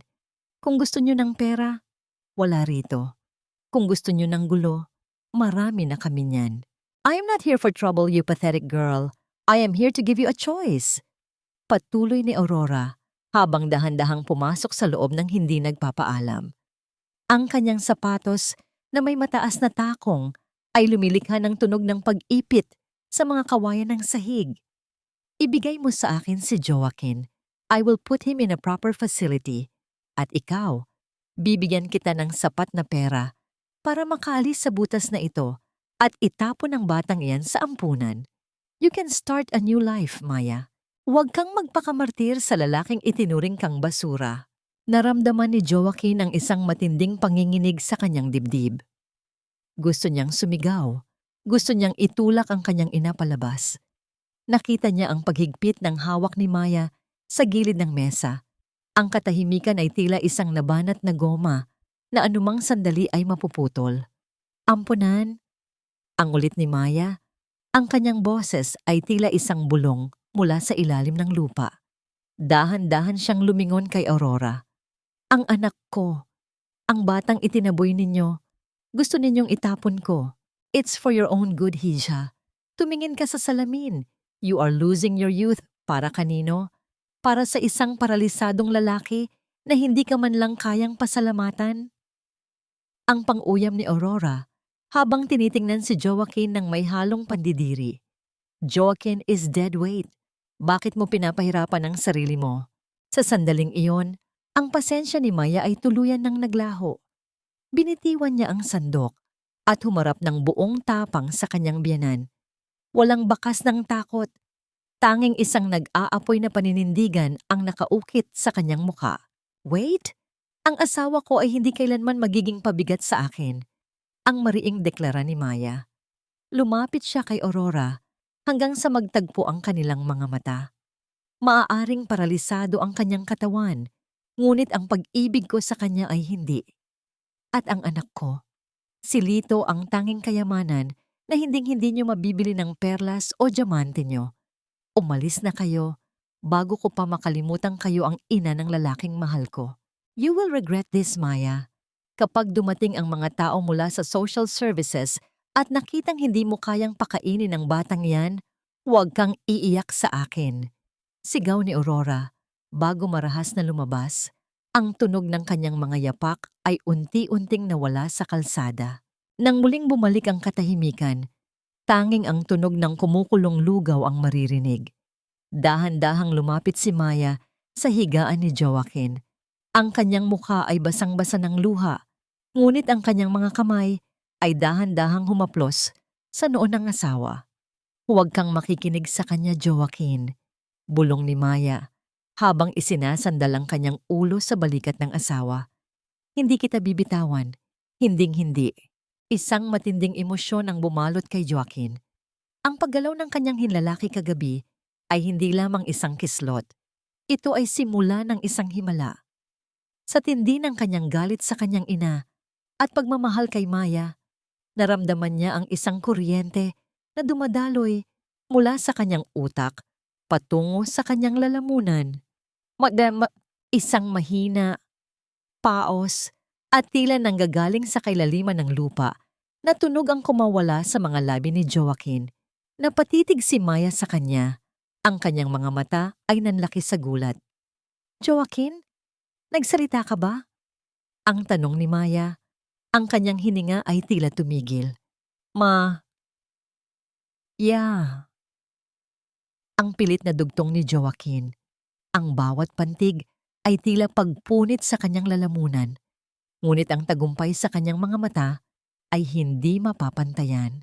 Ngunit bago pa man sila makapagdiwang sa unang himala ng kanilang pagsasama, isang anino ang humarang sa pintuan. Hindi ito si Aurora at hindi rin ito si Cardo. Isang babaeng nakauniporme, may hawak na clipboard at may kasamang dalawang lalaking nakauniporme ng pulis. Kami ay mula sa Municipal Social Welfare Office. Nakatanggap kami ng reklamo tungkol sa kalagayan ng bata sa loob ng tahanang ito. Kailangan naming suriin kung ang kapaligiran ay ligtas para sa sanggol o kung kailangan naming kunin ang kustodya ng bata. Ang mundo ni Maya ay tila muling gumuho. Ang babala ni Aurora ay hindi lamang pananakot. Ito ay isang planadong pag-atake upang tuluyan silang wasakin. Ano ang gagawin ni Maya ngayong ang batas na ang kalaban niya? At magagawa bang ipagtanggol ni Joaquin ang kanyang pamilya gamit ang kanyang boses na tila isang kandilang andap-andap sa gitna ng bagyo? Ang pag-ibig ay hindi lamang nasusukat sa tamis ng mga salita, kundi sa hapdi ng bawat sakripisyo upang manatiling buo ang pamilya sa gitna ng bagyo. Ang bawat tibok ng puso ni Maya ay tila isang tambol na nagbababala ng panganib habang nakatayo siya sa harap ng mga tauhan ng social welfare. Ang maliit na dampa ay biglang naging masikip, tila ang bawat plywood at yero ay naging mga pader ng isang selda. Yakap-yakap niya si Lito nang ganoon na lamang kahigpit, sapat upang maramdaman ng sanggol ang kaba ng kanyang ina. Dahilan upang magsimula itong umiyak ng mahina. Hindi niyo kukunin ang anak ko. Ang boses ni Maya ay nanginginig, ngunit may talim ng isang itak. Maaring mahirap kami. Maaring dito lang kami nakatira. Pero hindi kailanman nagutom ang anak ko. Malinis siya, mahal siya, at may ina siyang handang ibigay ang lahat para sa kanya.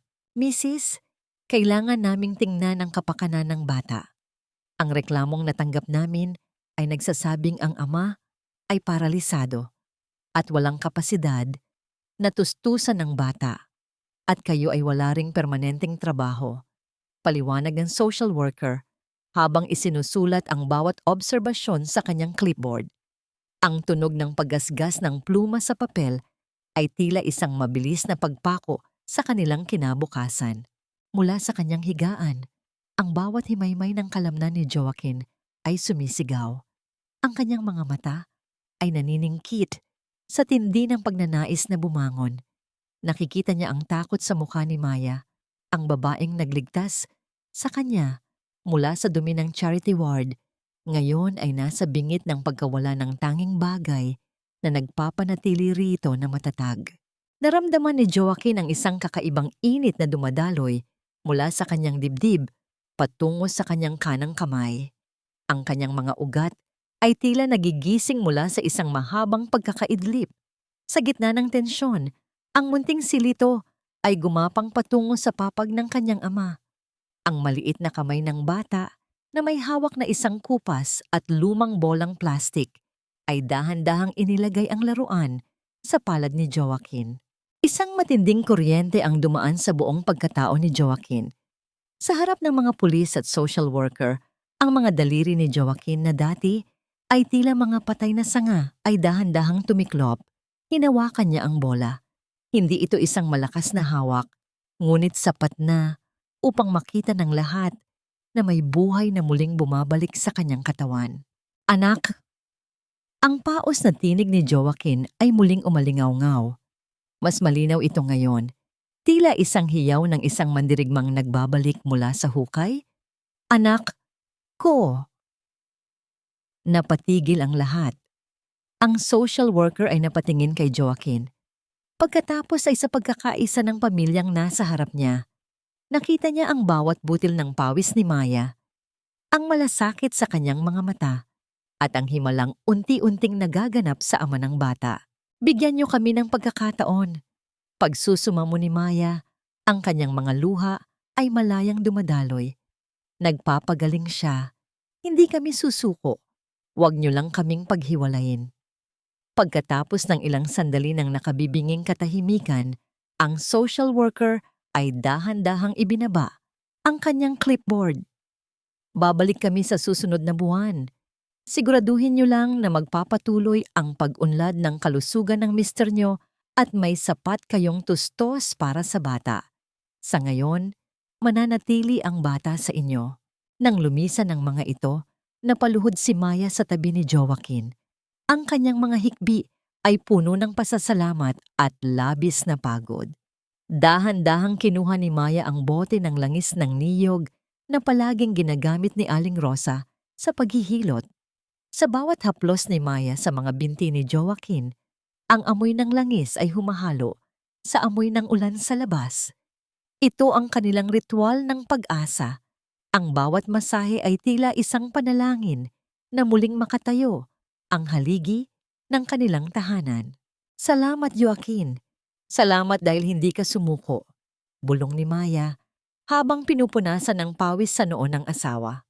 Ngunit sa gitna ng kanilang panandaliang kapayapaan, sa labas ng eskinita, isang itim na sasakyan ang dahan-dahang pumarada. Sa loob nito, nakaupo si Clarissa. Ang kanyang mukha ay nababalutan ng isang madilim na balabal ng desperasyon. Ang kanyang mga hiyas ay naibenta na. Ang kanyang mga utang ay naghahabol sa kanya. At ang tanging paraan na naiisip niya ay ang makuha ang bata. Ang tanging baraha na maaari niyang gamitin upang tustusan ang kanyang marangyang buhay sa pamamagitan ng pag-blackmail kay Doña Aurora. Enjoy your little family while it lasts, Maya. Bulong ni Clarissa sa hangin habang pinapanood ang anino ni Maya sa bintana ng dampa. Dahil bago sumapit ang bukas, kukunin ko sa iyo ang lahat ng mahalaga sa buhay mo. Isang kislap ng kidlat ang gumuhit sa langit na nagbigay ng panandaliang liwanag sa malupit na ngiti ni Clarissa. Habang si Joaquin ay nagsisimulang lumaban para sa kanyang katawan, isang bagong labanan ang muling nakaharang sa kanilang landas. Isang labanang hindi lamang gagamit ng salita, kundi ng isang tuso at mapanganib na plano. Ano ang gagawin ni Clarissa upang makuha si Lito? At magagawa ba ni Joaquin na gamitin ang kanyang bagong lakas bago maging huli ang lahat? Ang bawat anino sa labas ng bintana ay tila isang kuko ng halimaw na handang sumunggab sa huling piraso ng kaligayahan na aming pinaghirapang buuin. Ang gabi ay tila isang malapot na tinta na bumabalot sa buong eskinita, kung saan ang tanging maririnig ay ang malayo at paos na tahol ng aso at ang mahinang tagaktak ng tubig mula sa tumatagas na gripo sa kanto. Sa loob ng dampa, ang liwanag ng gasera ay unti-unti nang nauubusan ng langis, lumilikha ng mga mahahabang anino sa dingding na tila nakikipagsayaw sa takot ni Joaquin. Nakahiga si Joaquin. Ang kanyang mga mata ay nakapako sa siwang ng kanilang pintong kahoy. Nakita niya ang isang pamilyar na kislap ng liwanag mula sa labas. Hindi ito mula sa bituin, kundi mula sa isang mamahaling plaka ng sasakyang nakaparada sa dilim. Ang kanyang puso ay nagsimulang tumibok ng marahas, tila isang ibong nakakulong sa hawla na gustong kumawala. Alam niya ang kislap na yon. Alam niya ang panganib na dala ng aninong dahan-dahang lumalapit. Joaquin, sandali lang ha. Kukuha lang ako ng mainit na tubig kay Aling Rosa para sa gatas ni Lito. Malambing na sabi ni Maya habang inaayos ang kumot ng anak sa tabi ng asawa. Huwag kang mag-alala. Mabilis lang ako. Bantayan mo muna na ang ating munting anghel. Gusto ni Joaquin na humawak sa laylayan ng duster ni Maya. Gusto niyang isigaw ang pangalan ni Clarissa upang babalaan ang kanyang asawa. Ngunit ang kanyang lalamunan ay tila barado ng buhangin. Ang tanging lumabas sa kanyang mga labi ay isang mahinang singasing, isang tunog na hindi sapat upang pigilan si Maya sa paglabas. Narinig niya ang mahinang pag-inggit ng pinto at ang tunog ng mga yapak ni Maya na unti-unting lumalayo sa basang lupa. Sa sandaling iyon, ang katahimikan sa loob ng dampa ay naging kasing bigat ng semento. Si Joaquin at ang mahimbing na natutulog na si Lito na lang ang natira. Maya-maya pa, naramdaman ni Joaquin ang isang kakaibang pagbabago sa hangin. Ang amoy ng basang basura at uling ay biglang napalitan ng isang pamilyar ngunit nakasusulasok na bango.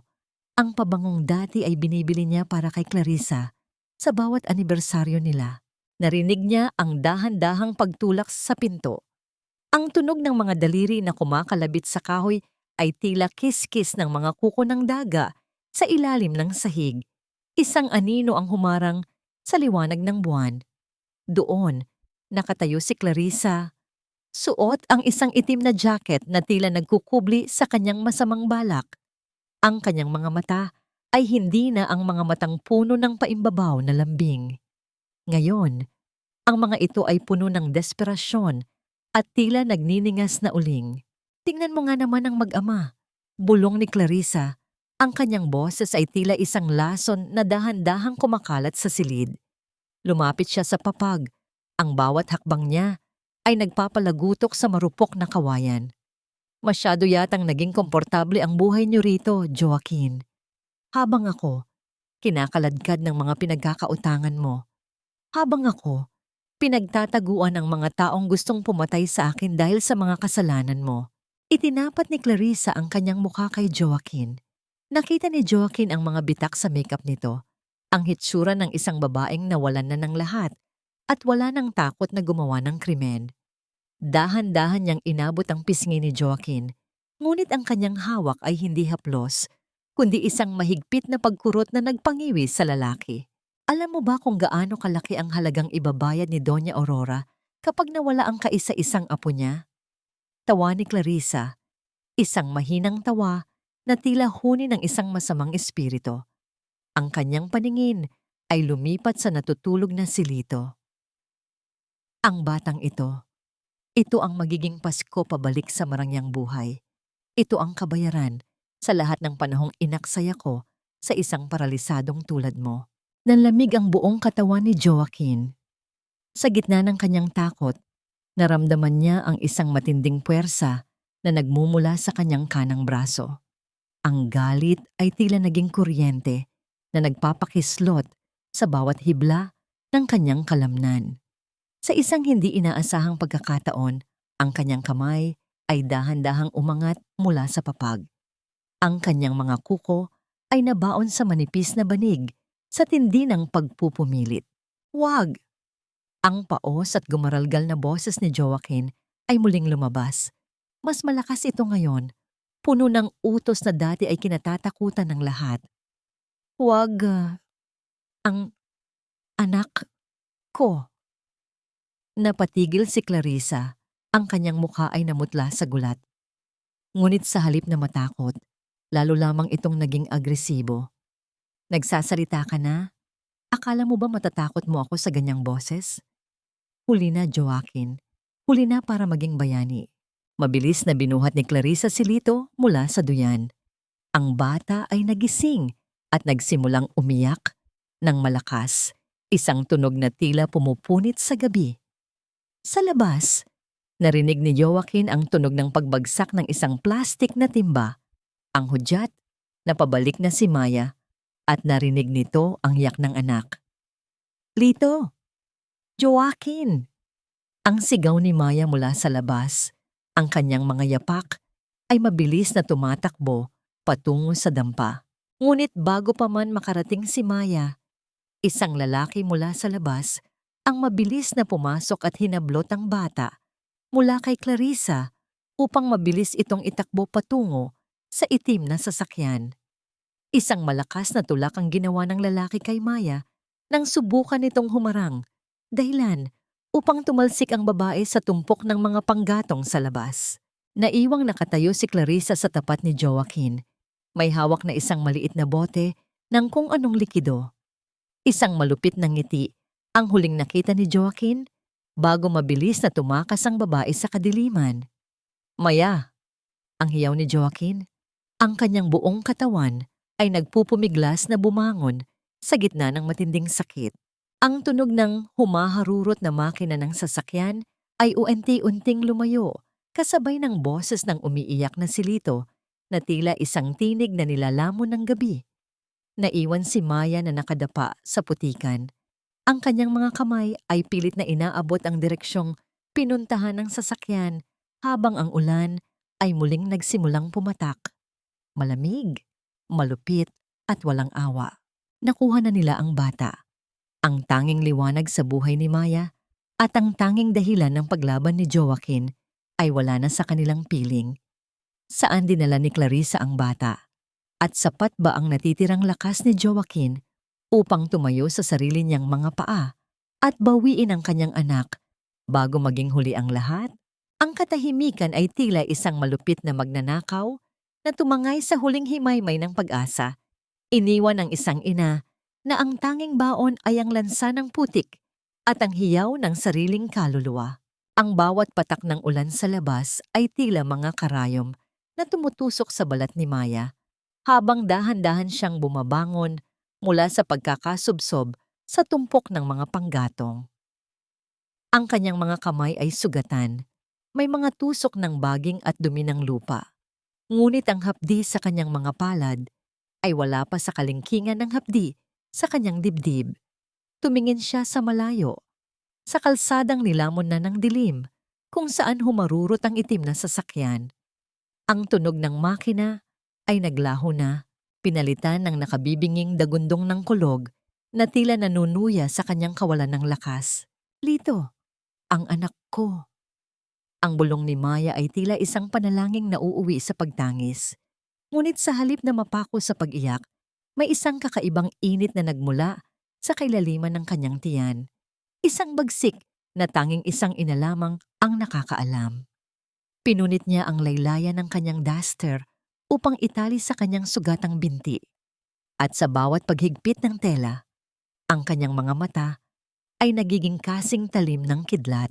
Sa loob ng dampa, ang kalabog ay muling narinig. Si Joaquin, sa tindi ng pagpupumiglas na maabot ang kanyang mag-ina, ay tuluyang nahulog mula sa kanyang papag. Ang kanyang katawan ay bumagsak sa matigas na sahig na kawayan. Isang tunog ng pagbagsak ng mabigat na troso na yumanig sa buong barong-barong. Ang kanyang mukha ay nadikit sa maduming sahig, malapit sa isang kinalawang na dilata.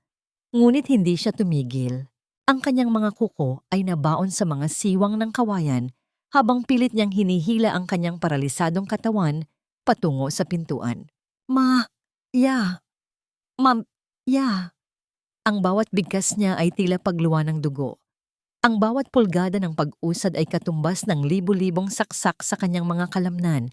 Ngunit ang imahe ni Lito, na hawak ng malupit na kamay ni Clarissa ang nagsisilbing latigo sa kanyang likuran. Mabilis na pumasok si Maya sa loob at natigilan nang makita ang asawa sa sahig. Joaquin, anong ginagawa mo? Maya, ang anak sa mansyon, ang pilit na hininga ni Joaquin. Ang vault ni Clarissa. Sa kabila ng hirap sa pagsasalita, naunawaan ni Maya. Alam ni Clarissa na may mga lihim na dokumentong naiwan sa lumang safe sa mansyon na hindi pa nabubuksan ng bangko. Isang huling baraha na balak gamitin ni Clarissa upang tustusan ang kanyang pagtakas. Doon siya pupunta. Doon niya dadalhin ang bata upang takutin ang sino mang haharang sa kanya. Hahanapin ko siya, Joaquin. Pangako, ibabalik ko ang anak natin, sabi ni Maya habang mabilis na kinuha ang itak na pambalat ng isda. Wala na ang takot sa kanyang mukha. Ang Maya na dating umiiyak sa harap ng mga De La Vega ay matagal na ring namatay. Ang nakatayo ngayon ay isang inang handang pumatay para sa kanyang anak. Tumakbo si Maya palabas sa gitna ng unos. Hindi siya nag-aksaya ng panahon. Tumungo siya sa tapat ng kalsada at hinarang ang isang tricycle na kasalukuyang sumisilong. Sa tindi ng itsura ni Maya, madumi, sugatan, at may hawak na bakal, hindi nakatanggi ang driver. Sa subdivision, sa lumang mansyon ng mga De La Vega, bilisan mo kuya! Ang sigaw ni Maya na tila isang utos mula sa isang reyna ng lansangan. Habang tumatakbo ang tricycle sa gitna ng baha, ang hangin ay humahampas sa mukha ni Maya, ngunit ang kanyang isipan ay naroon na sa loob ng mansyon. Sa kabilang dako, sa loob ng dating silid ni Joaquin, nanginginig ang mga kamay ni Clarissa habang pilit na binubuksan ang maliit na vault sa dingding. Sa tabi niya, si Lito ay nakalatag sa malamig na marmol na sahig, umiiyak ng walang tigil. Tumahimik ka! Ang ingay mo! Bulyaw ni Clarissa. Ang kanyang buhok ay gulo-gulo at ang kanyang mga mata ay tila sa isang baliw. Kapag nakuha ko ang mga dokumentong ito, hindi na kita kailangan. Ibebenta kita sa kahit sino. Basta makaalis lang ako sa bansang ito. Sa sandaling iyon, ang malaking pinto ng silid ay marahas na bumukas. Ang tunog ng pagtama ng kahoy sa dingding ay umalingaw-ngaw na tila isang putok ng baril. Doon sa may pintuan, nakatayo si Maya. Basang-basa ng ulan, ang kanyang mga mata ay nanlilisik habang ang hawak niyang itak ay kumikislap sa ilalim ng kidlat mula sa bintana. Bitawan mo ang anak ko, Clarissa. Ang boses ni Maya ay tila galing sa kailaliman ng lupa. Bago ko pa ipakita sa iyo kung ano ang kayang gawin ng isang inang wala nang natitira, kundi ang kanyang anak. Tumawa ng mapait si Clarissa habang mabilis na kinuha ang isang bote ng asido mula sa kanyang bag at itinapat ito sa mukha ng sanggol. Isang hakbang pa, Maya, at sisiguraduhin kong hindi mo na makikilala ang mukha ng anak mo. Akala mo ba matatakot mo ako sa kinalawang na itak na yan? Ang katahimikan sa loob ng mansyon ay naging kasing bigat ng kabaong. Ang hangin ay tila tumigil sa pagdaloy. Si Maya ay nananatiling estatwa, ngunit ang kanyang buong pagkatao ay nakatuon sa bawat galaw ng daliri ni Clarissa sa bote. Sa kabilang dako, sa dampa, si Joaquin ay nakarating na sa pintuan. Ang kanyang kamay ay dahan-dahang umabot sa isang lumang cellphone na naiwan ni Maya sa ibabaw ng maliit na lamesa. Sa bawat paggalaw ng kanyang daliri, ang bawat pagpindot sa numero ng pulisya na dati ay kanyang mga tauhan, si Joaquin ay nagbubuwis ng kanyang huling lakas. Maitatawag ba ni Joaquin ang saklolo bago ibuhos ni Clarissa ang kamandag sa kanyang anak? At may lakas ba si Maya na sumugod sa gitna ng panganib kung ang bawat segundo ay tila isang mabilis na pag-agos ng oras patungo sa trahedya? Ang boses na matagal nang ibinaon ng katahimikan ay muling nagliyab, tila isang sulo na tumupok sa kadiliman ng lahat ng aming pagdurusa. Ang bawat numero sa screen ng lumang cellphone ay tila isang malaking bundok na kailangang akyatin ng nanginginig na daliri ni Joaquin. Sa loob ng dampa, ang bawat hininga niya ay puno ng dugo at pawis. Nakadapa siya sa sahig. Ang kanyang balat ay gasgas na mula sa paggapang, ngunit ang kanyang kanang kamay ay tila may sariling buhay. Sa tindi ng pag-ibig at takot para sa kanyang pamilya, ang kanyang mga nerves na dati ay patay ay tila nag-aapoy sa kuryente. Sa wakas, matapos ang tila walang katapusang pakikipagbuno, napindot niya ang call sa pangalan ni SPO Isa Ramos, ang dati niyang tauhan na tanging nanatiling tapat sa kanya. Ang tunog ng bawat pagring ng telepono ay tila tibok ng kanyang sariling puso na nagmamakaawa sa tadhana. Ramos, Ramos. Ang bulong ni Joaquin, ang kanyang tinig, ay parang kiskis ng tuyong dahon, ngunit may diin ng isang utos. Mansyon, Maya, tulong. Sa kabilang panig ng lungsod, sa loob ng marangyang silid na dati ay puno ng kagalakan, ang tensyon ay tila isang nabanat na kable ng kuryente na anumang sandali ay sasabog. Nakatayo si Clarissa, ang kanyang mga mata ay nanlilisik, habang ang bote ng asido ay dahan-dahang itinatapat sa mukha ng umiiyak na si Lito.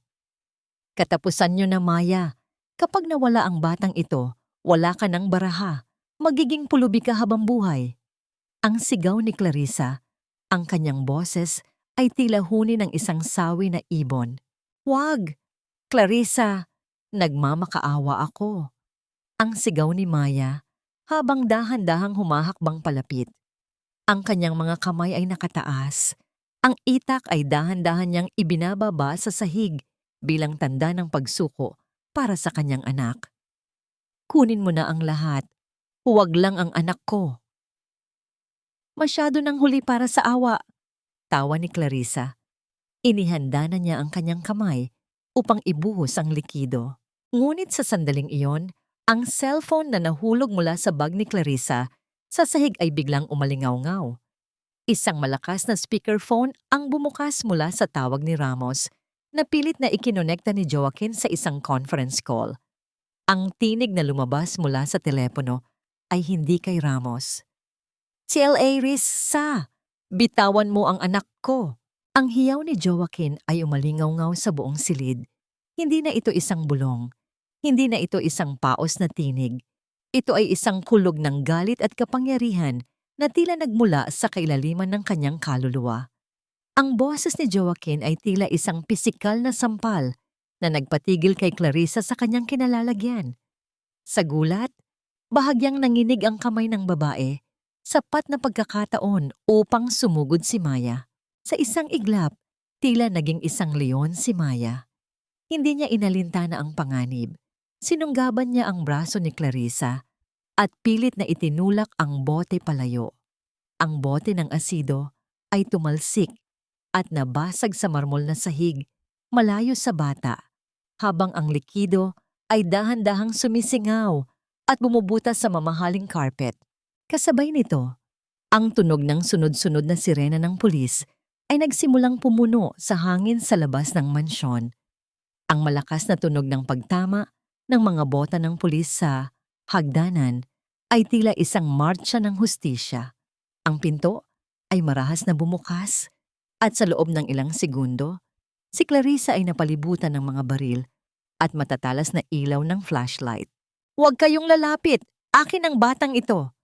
Huling hiyaw ni Clarissa bago siya tuluyang napadapa ng mga pulis sa sahig. Ang kanyang mga hiyas ay nagkalat, ang kanyang maskara ng kagandahan ay tuluyang nawasak sa putik ng kanyang sariling krimen. Mabilis na binuhat ni Maya si Lito. Niyakap niya ang anak nang ganoon na lamang kahigpit. Ang kanyang mga luha ay basang-basa sa buhok ng sanggol. Ligtas ka na, anak. Ligtas ka na. Makalipas ang ilang oras, sa loob ng isang ambulansyang naghihintay sa labas ng dampa, dahan-dahang ibinaba si Maya at Lito.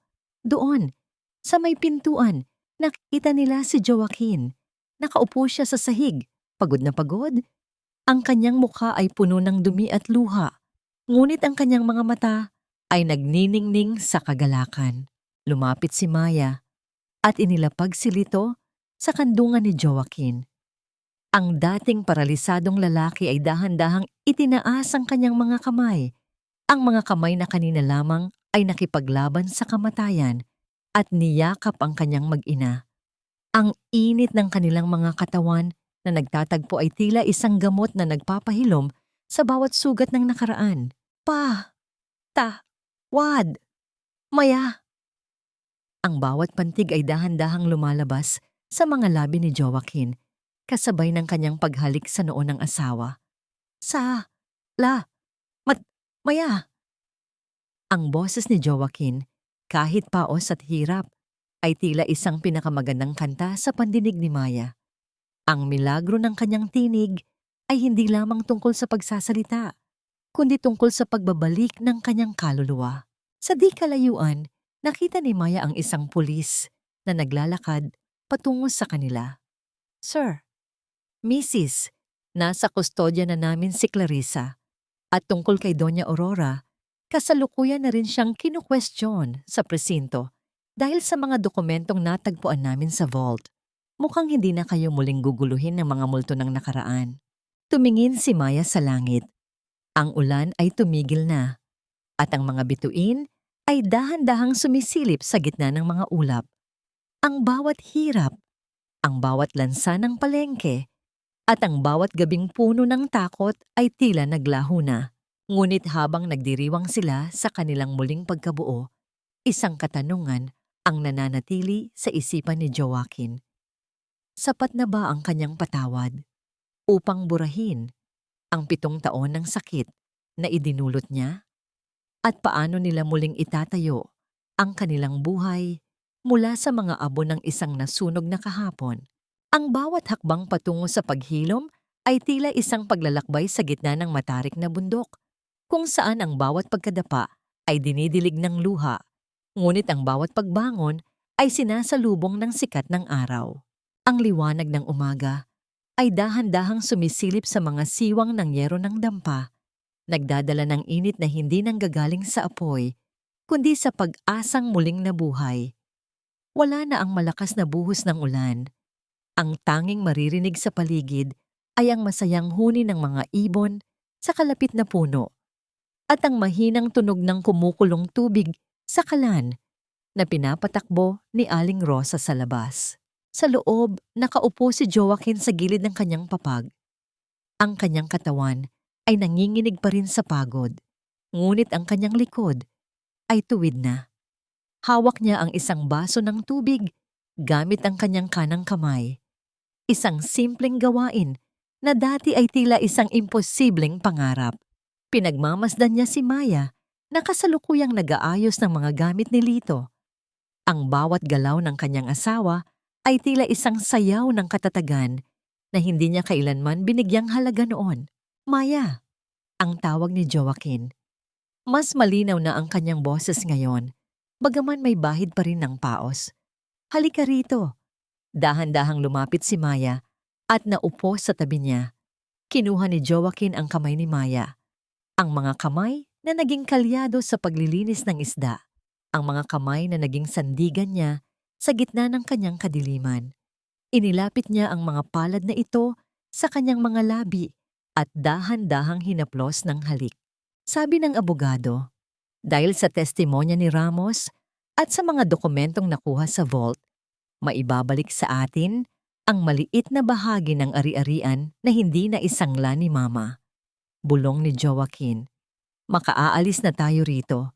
Maibibigay ko na sa inyo ni Lito ang buhay na nararapat. Tumingin si Maya sa mga mata ni Joaquin. Nakita niya ang pagnanais ng lalaki na bumawi. Ang kislap ng dating Joaquin na gustong maghari, ngunit dahan-dahan siyang umiling. Joaquin, ang yaman ay hindi nasusukat sa laki ng bahay o sa kintab ng sasakyan. Malumanay na sabi ni Maya. Dito sa maliit na dampang ito, nahanap natin ang isa't isa. Dito mo natutunang magsalita muli. At dito ko natutunang magpatawad. Ayaw ko nang bumalik sa mundong puno ng pagkukunwari. Napatigil si Joaquin. Ang katotohanan sa mga salita ni Maya ay tila isang malamig na tubig na nagpalamig sa kanyang nag-aapoy na ambisyon. Naisip niya ang kanyang ina, si Doña Aurora, na ngayon ay nahaharap sa mga kaso ng panloloko at pakikipagsabwatan kay Clarissa. Ang huling balita niya ay wala itong mahanap na abogado na gustong magtanggol dito dahil wala na itong pera. Ang karma ay hindi lamang dumating, ito ay naningil ng buong buo. Gusto ko ng simpleng buhay, Joaquin. Patuloy ni Maya habang hinihimas ang buhok ni Lito na mahimbing na natutulog sa pagitan nila. Isang buhay na kung saan ang kape sa umaga ay sapat na. Basta't magkakasama tayo. Isang buhay na hindi natin kailangang matakot na baka bukas ay mawala ang lahat dahil ang pundasyon natin ay hindi pera, kundi pagmamahal. Isang matinding luha ang gumulong sa pisngi ni Joaquin. Sa unang pagkakataon, naramdaman niya ang tunay na kalayaan. Hindi ang kalayaang makalakad muli, kundi ang kalayaang maging isang tunay na lalaki. Isang asawa at ama na marunong magpahalaga sa mga bagay na hindi nakikita ng mata. Sa tulong ni Aling Rosa at ng mga kapitbahay na dati, ay minaliit niya. Dahan-dahang tumayo si Joaquin. Ang bawat hakbang niya ay tila pagpunit sa kanyang mga kalamnan. Ngunit sa bawat pag-inda niya ng sakit, naramdaman niya ang suporta ni Maya sa kanyang tagiliran. Lumabas sila ng dampa upang salubungin ang bagong araw. Ang kalsada ay maputik pa rin. Ang amoy ng paligid ay amoy palengke pa rin. Ngunit sa paningin ni Joaquin, ang bawat sulok ay nagniningning. Nakita niya ang mga bata na naglalaro sa kanto, ang mga tinderang nagtatawanan, at ang buhay na dati ay itinuturing niyang mababa. Doon niya napagtanto na ang tunay na milagro ay hindi ang paggaling ng kanyang katawan, kundi ang paghilom ng kanyang puso. Magtatayo tayo ng maliit na negosyo rito, sabi ni Joaquin habang nakatingin sa malawak na dagat sa di kalayuan. Tutulungan natin ang mga tulad ni Aling Rosa. Hindi na ako babalik sa mansyong yon, Maya. Ang mansyon ko ay naririto kung nasaan kayo. Niyakap ni Maya si Joaquin ng mahigpit. Ang katahimikan sa pagitan nila ay puno ng mga pangakong hindi na kailangan pang bigkasin. Ang bagyo ay lumipas na at ang bahaghari ay dahan-dahan nang gumuguhit sa langit ng kanilang kinabukasan. Ngunit bago pa man sila tuluyang makapagsimula, isang huling anino ang lumitaw sa dulo ng eskinita. Isang matandang babae, suot ang isang kupas at maruming damit, ang dahan-dahang lumalapit. Ang kanyang mga mata ay puno ng pait at pagsisisi. Ito si Doña Aurora, na nakalaya pansamantala sa piyansa, ngunit wala nang matuluyan. Lalapit ba si Joaquin upang tulungan ang inang sumira sa kanyang buhay? O ito na ang huling pagsubok sa kanyang bagong nahanap na kakayahang magpatawad? Ang pag-ibig na dumaan sa apoy ng pagsubok ay siyang pinakamatingkad ang kislap. Tila isang gintong pinatibay ng panahon at dinilig ng mga luha ng pagsisisi. 5 taon ang mabilis na lumipas mula nang ang unos ay humagupit sa buhay ni Maya at Joaquin. Ang dating dampanayari sa plywood at yero ay pinalitan na ng isang maliit ngunit matatag na bahay na bato, pinturado ng kulay puti at asul, na nakatayo sa isang payapang bahagi ng lalawigan. Ang amoy ng lansa ng palengke ay napalitan na ng bango ng mga namumukadkad na sampagwita sa kanilang bakuran at ang sariwang simoy ng dagat. Sa ilalim ng malawak na puno ng mangga, nakaupo si Joaquin sa isang tinitindahang silya. Bagaman may bahagyang pilay pa rin ang kanyang kaliwang binti, malaya na siyang nakalalakad nang hindi na nangangailangan ng saklay. Ang kanyang katawan ay muling lumakas, ngunit ang kanyang mukha ay wala na ang dating bagsik at kapalaluan. Sa halip, ang mababakas dito ay ang kapayapaan ng isang taong nahanap na ang kanyang tunay na tahanan. Papa, tingnan mo ang drawing ko. Isang malaking barko na may 3 tao sa loob. Ang masayang sigaw ni Lito na ngayon ay isang malusog at masiyahing bata. Mabilis itong tumakbo patungo kay Joaquin at ipinakita ang isang papel na puno ng makukulay na guhit. Dahan-dahang binuhat ni Joaquin ang kanyang anak at pinaupo sa kanyang kandungan. Napakaganda, anak. Sino ang 3 taong ito? Si nanay, si papa, at ako. Sagot ng bata habang nakangiti ng malapad na nagpapakita ng mga mapuputing ng ngipin. Lumabas si Maya mula sa loob ng bahay, may dalang tray ng merienda. Ang kanyang kagandahan ay hindi na nababalutan ng dumi at pagod. Ang kanyang mga mata ay nagniningning sa ligaya habang pinagmamasdan ang kanyang mag-ama. Suot niya ang isang simpleng bestida at ang bawat hakbang niya ay puno ng gaan. Tila ang bawat daga ng nakaraan ay tuluyan na niyang naisantabi. Merienda muna kayo, sabi ni Maya habang inilalapag ang baso ng malamig na juice sa mesa. Ang tunog ng pagyapak ng kanyang tsinelas sa semento ay tila isang pamilyar at nakatutuwang ritmo sa pandinig ni Joaquin. Sa isang sulok ng bakuran, nakaupo ang isang matandang babae na may puting buhok, dahan-dahang nagtatahi ng mga lumang basahan. Ito, si Doña Aurora. Matapos ang kanyang panandaliang pagkakakulong at ang pagkaubos ng lahat ng kanyang yaman, pinili ni Joaquin na kupkupin ang kanyang ina. Hindi man ito ang marangyang buhay na pinangarap ng matanda. Binigyan siya ni Joaquin ng isang maliit na silid at sapat na pagkain. Ang katahimikan ni Aurora ay tanda ng kanyang huling pagtanggap sa kanyang karma.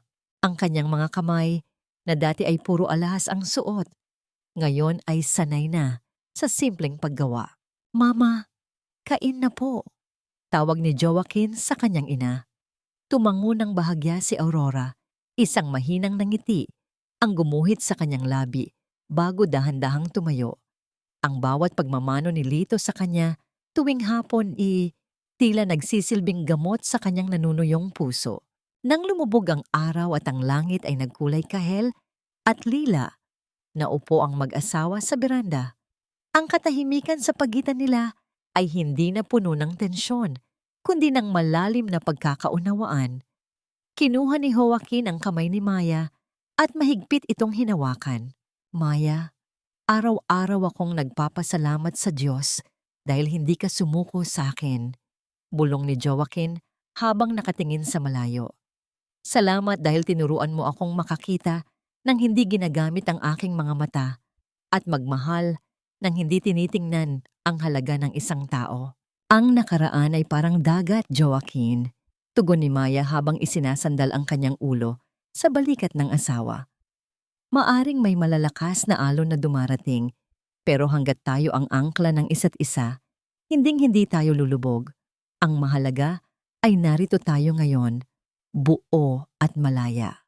Ang bawat haplos ng hangin sa kanilang mga balat ay tila isang paalala na ang tunay na milagro ay hindi lamang ang paggaling ng katawan, kundi ang muling pagkabuhay ng pag-asa mula sa mga abo ng pagkakamali. Ang kwento ng kanilang buhay ay hindi nagtapos sa mansyon, kundi sa isang simpleng tahanan kung saan ang tanging batas ay pag-ibig at ang tanging kayamanan ay ang pagkakaroon ng bawat isa. Sa huling sandali ng dapit hapon, ang 3 magkakasama, si Joaquin, Maya at Lito, ay nanatiling nakatingin sa abot-tanaw, handang harapin ang anumang bukas na darating, dala ang aral na ang pinakamahirap na paglalakbay ay ang paglalakbay patungo sa pagpapatawad, ngunit ito rin ang tanging landas patungo sa tunay na langit sa lupa.